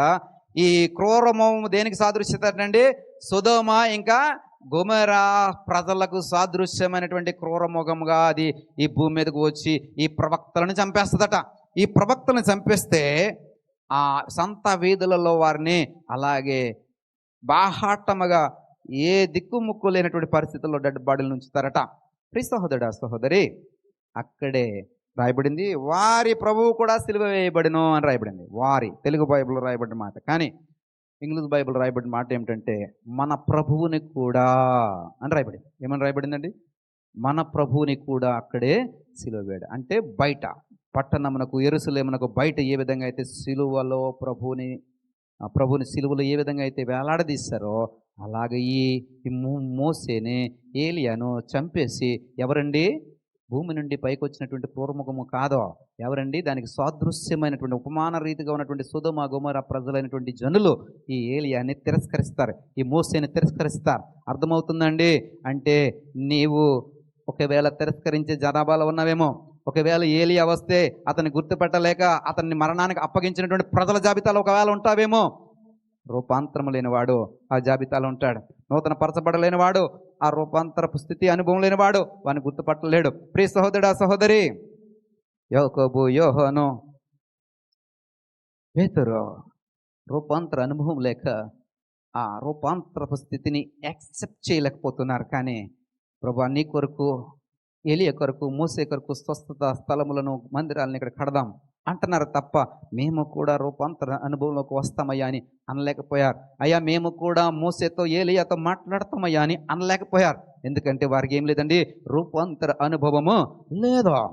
ప్రియ సహోదరుడా, సహోదరి, ఈ సంత వీధులలో పడవేయబడినటువంటి మోసే, ఏలియా యొక్క డెడ్ బాడీలో అలా పడేసి ఉంటే వీళ్ళందరూ వచ్చి, ఎవరో ఈ జనులందరూ వచ్చి చూసి సంతోషిస్తూ ఉంటారంట, చూసి ఆనందిస్తుంటారంట, చప్పట్లు కొడుతూ ఉంటారంట, పరవశించిపోతూ ఉంటారంట. ఇంకా ఒకడికి ఒకడు కట్నములు ఇచ్చుకుంటారంట. కట్నములు అంటే కానుకలు ఇచ్చుకుంటూ ఉంటారు. భలే చంపేశారు, భలే చంపేశారు, ఏలియా వచ్చాడు వేసేసాంరా, మోసే వచ్చాడు వేసేసాంరా, ఓహో సూపర్ సూపర్, ఇదిగో వేసేసినందుకు గాను నీకు గిఫ్టా. ప్రియ సహోదరుడా, కట్నాలు ఇచ్చుకుంటారట. ఆ రోజు రాబోతోంది, ఆ రోజు రాబోతుంది. ప్రియ సహోదరుడా, అతన్ని, ఏలియాని, మోసేని నువ్వు గుర్తించలేకపోతే నీ రూపాంతర అనుభవము లేనట్టే, క్రైస్తవ అనుభవం నీకు లేనట్టే. సహోదరుడా, సహోదరి, నిజమే ఇప్పుడు ఆకాశము నుండి ఒక జీవాత్మ దిగి వస్తుంది. దిగి వచ్చి చనిపోయినటువంటి మోసేను, ఏలియాను మరలా తిరిగి లేపుతుంది. తిరిగి లేపి ఏలియా లేస్తాడు, మోసే లేస్తాడు. ఆకాశమునందుకు వారు ఏమైపోతుంటారండి? ఆరోహణమైపోతున్నప్పుడు వారిని మరణమునకు అప్పగించిన ప్రతి ఒక్కరిని they will see like this. ప్రతి ఒక్కరిని చూస్తాడు ఎలాగ. సహోదరుడా, సహోదరి, అప్పుడు వాళ్ళని మరణానికి అప్పగించలేని వారు ఎవరైతే ఉన్నారో, వారి మరణాన్ని బట్టి దుఃఖించిన వారు ఎవరైతే ఉన్నారో, వారి మరణాన్ని బట్టి ఆనందించిన వారు ఎవరైతే ఉన్నారో వారు ఎవరండి? క్రీస్తు సంబంధులో. వారు దేవుని ముద్ర వేయబడుతుంది. ఎక్కడండి? వారి నుదుటి మీద. వారి నుదుటి మీద ఏం రాయబడి ఉంటుందండి? ముద్ర వేయబడుతుంది. ఇది అపవాది సంబంధుల యొక్క నుదుటి మీద ఏమి ముద్ర వేయబడుతుంది? 666వ ముద్ర వేయబడుతుంది. 14వ అధ్యాయం ప్రకటన గ్రంథం 1వ వచనం నుండి చూస్తే గనుక, ఆ గొర్రె పిల్ల సియోను పర్వతం నిలబడి ఉండెను, ఆయన నామమును ఆయన తండ్రి నామమును నొస్సల మీద లిఖింపబడి ఉన్న 144,000 మంది ఆయనతో కూడా ఉండేరే. ఇప్పుడు ఈ మోసే ఏలియాలను ఎవరైతే అప్పగించలేదో వారందరూ రూపాంతరపు అనుభవంలోకి వస్తారు. వారి యొక్క నుదుటి మీద తండ్రి యొక్క పేరు, గొర్రెపిల్ల యొక్క పేరు లిఖించబడుతుంది. ఇలాగ వచ్చిన వారు ఎంత తెలుసా? 144,000 మంది. ప్రియ సహోదరుడా, సహోదరి, వీరు మాత్రమే రూపాంతర అనుభవం కలిగిన వారు. ప్రియ సహోదరుడా, మోసే ఏలియా వచ్చి ఏం చేయబోతున్నాడు తెలుసా? నీవు నిజమైన క్రైస్తవుడు కాదని డిక్లేర్ చేయబోతున్నాడు. మోసే ఏలియా వచ్చి ఏం చేయబోతున్నారో తెలుసా? నీకు నిజమైన రూపాంతరం ఉందో లేదో చెప్పబోతున్నా. యేసు ప్రభువు వారితో అంటున్నారు, నీకోసం పరలోకంలో డిస్కషన్ అయింది, నిష్క్రమణ గురించి మేము ముచ్చటించాం, యెరూషలేములో జరగబోతోంది. ముచ్చటించి వెళ్ళిపోయారు. ఇప్పుడు మళ్ళా ముచ్చటించడానికి వస్తారు. ఎవరితో? యేసు ప్రభువు వారితో కాదు, నీతో నాతో ముచ్చటించడానికి వస్తారు, డిస్కషన్ చేయడానికి వస్తారు, మాట్లాడడానికి వస్తారు. ఆ అనుభవం నీకు కావాలి అంటే రూపాంతరం చెందాలి. అనుభవం నీకు కావాలంటే ఏమవ్వాలండి? రూపాంతర అనుభవంలోనికి రావాలి. క్రైస్తవుడా, ఈ పేరు నీకు సరిపోదాం. ఏమను కావాలండి? రూపాంతర అనుభవం. మారు మనసా, ఇది నీకు సరిపోదో. ఏం కావాలండి? రూపాంతరం. నీకు అవసరమైంది ఏంటండి? రూపాంతరము. పేతురు వారు ప్రభుని అంగీకరించారు, యోహాను ప్రభుని అంగీకరించారు, యాకోబు ప్రభుని అంగీకరించారు. వారిలో మారు మనసు వచ్చింది, కానీ రూపాంతర అనుభవంలోకి రాలేదు. రూపాంతర అనుభవంలోకి వారు రాలేదు. ప్రియ సహోదరుడా, సహోదరి, ప్రభు వారు అందుకనే ఆ తల్లి యొక్క రిక్వెస్ట్ని సున్నితంగా తిరస్కరించారు. వారు రూపాంతర అనుభవంలోకి వస్తే నేనే వారికి ఏమిస్తానండి? ఎస్, ఒక రూపాంతర అనుభవాన్ని ఇచ్చి అధికారాన్ని వారికి ఇస్తాను. ప్రియ సహోదరుడా, సహోదరి, ఈ మాట చదివి ముగించుకుందాం. ఎవరండి వీరు? 14వ అధ్యాయం ప్రకటన గ్రంథము 4-5 వచనాలు చదువుదాం.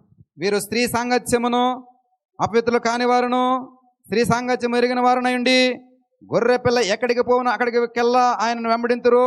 వీరు దేవుని కొరకును గొర్రె పిల్ల కొరకును ప్రథమ ఫలముగా ఉండుటకై మనుషులలో నుండి కొనబడిన వారు.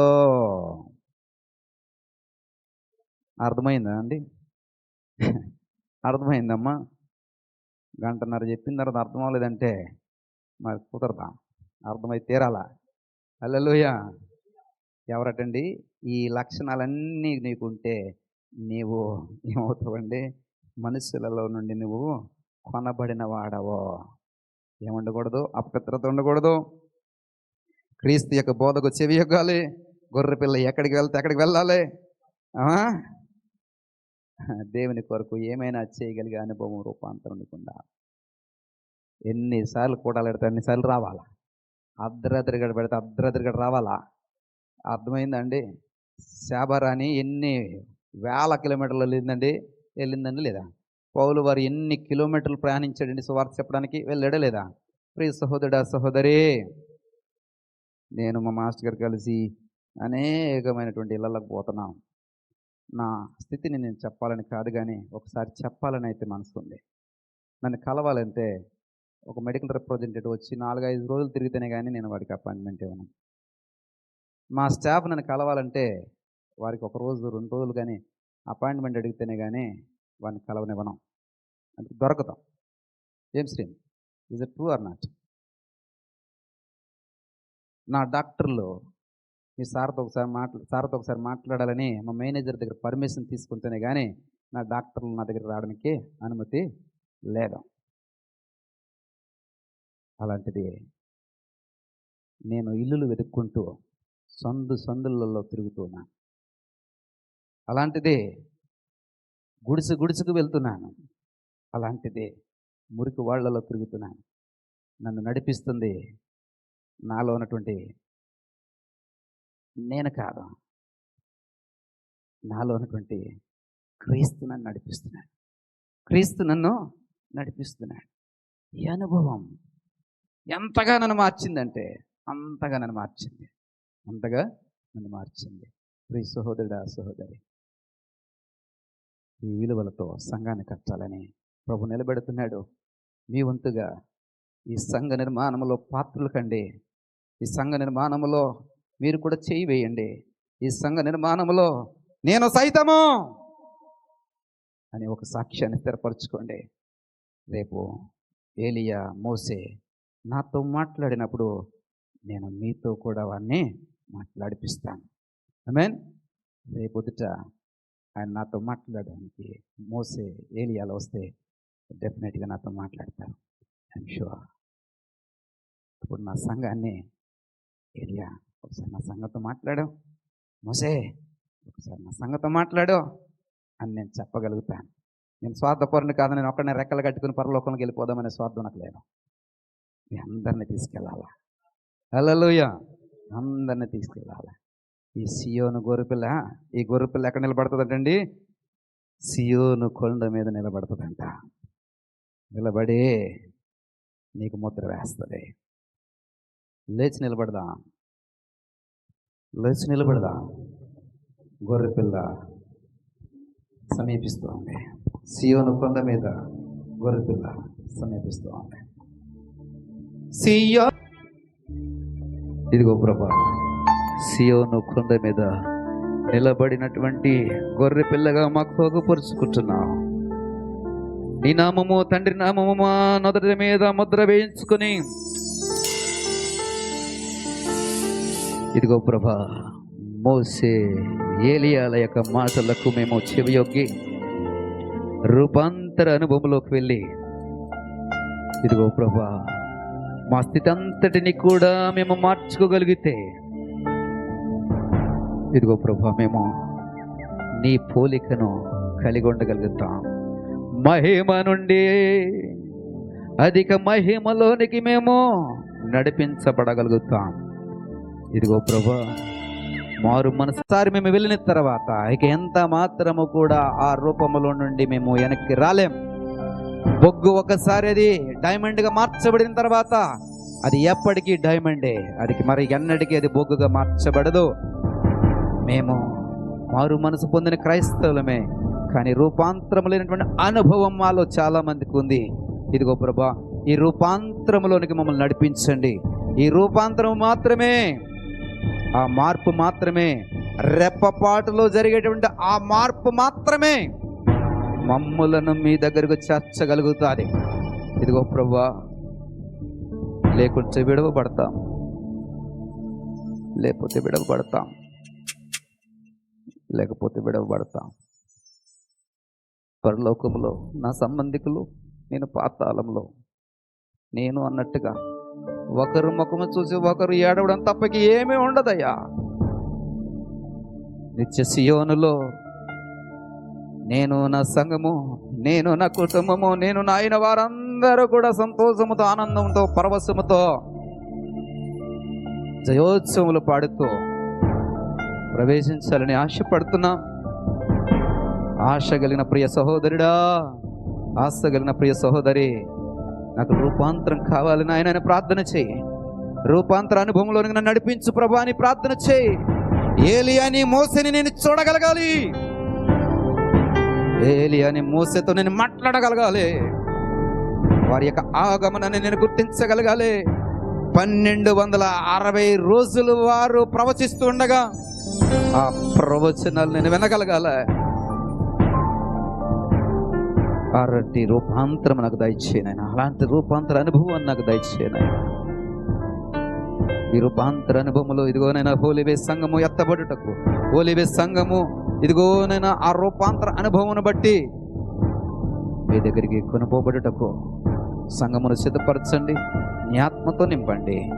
రూపాంతర అనుభవములో మా స్థితి ఏమాత్రము కూడా కనబడకూడదు. కేవలము నీ పోలిక మాత్రమే కనబడాలి, నీ పోలిక మాత్రమే కనబడాలి, నీ పోలిక మాత్రమే కనబడాలి. అట్టి నడిపింపు, అభిషేకము మాకు దయచేయండి. మహిమ, ఘనత, ప్రభావం మీరే పొందుకునమని యేసు వారి నామమును బట్టి ప్రార్థించి వేడుకుంటున్నాం పరమ తండ్రి. ఆమేన్. మన ప్రభువైన యేసుక్రీస్తు